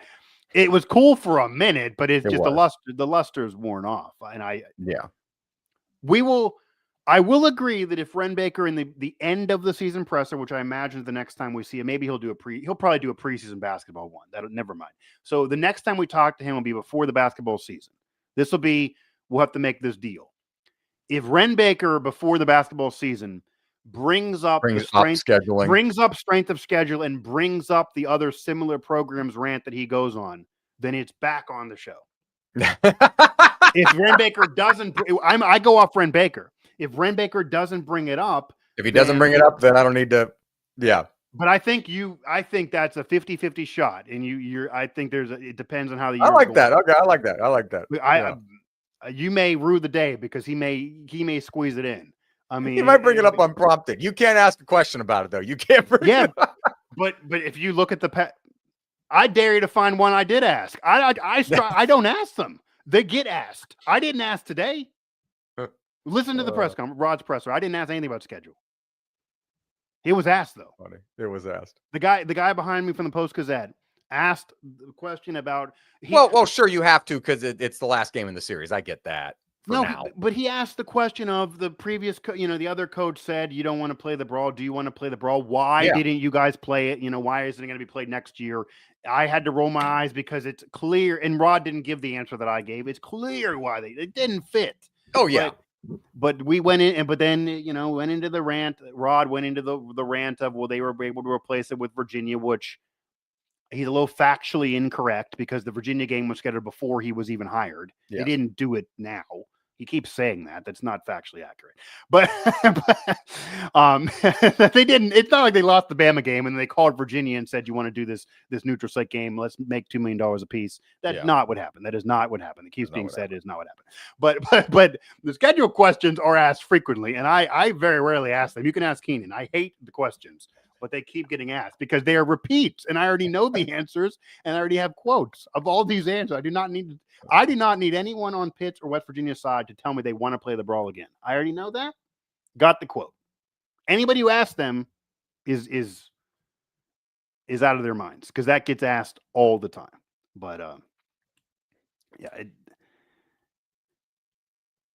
that will put a fun bow on this edition of the Howitzer and Buzz-saw Show. Reminder to search in your favorite podcast app, Howitzer or Howitzer Buzz-saw to find us. Also a shout out to Hyphen Podcast Group, bringing great podcasts to the people, hyphenpodcastgroup.com, and on socials. You can find us everywhere you get your podcasts, on social at Howitzer Buzz-saw, at Gerbo 3, at Mike Asti 11. And again, if you're not able to find us, you're just not trying to find us. This has been another edition of the Howitzer and Buzz-saw Show, where we conquer Week 1, schedule talk, and sports radio. One day at a time. All right. So that is 3:05. What I was going to say is, though, I mean, we literally could just cut an hour of the show. Yeah. I'll look in. And I don't think that whole hour really needs to be on the show. No. Put it. Do a separate release on schedule. Well, it could be a whole separate release or just scrap it all together. No, I'll do some editing and let you know what. Yeah, I don't think. The whole thing really doesn't need to be on there. The close, I guess, is still fine, but the whole hour really doesn't even need to be on there. Sure. Yeah. Maybe the game day stuff could be on there, but I don't think anything about the schedule has to be on there necessarily. Correct, No, I'll do the editing. I don't think it needs to be that long because we haven't had that show that long in like 10 years. No, well, and there was a gap of time there from it was about a half hour, I think. The break, yeah. I guess 2.5 hours we've done shows that long, but but it was a good like 40 minutes after the game day conversation. Probably could scrap that.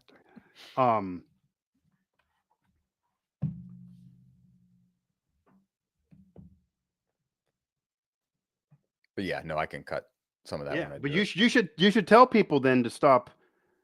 You should have a meeting. No, Clevenger wants all these games. Joe Cooper's the one who said he wanted the Bama game still on the schedule. Joe Cooper. Yeah. So like, man, that's funny. Joe Cooper said that, but did my file upload there? let me see.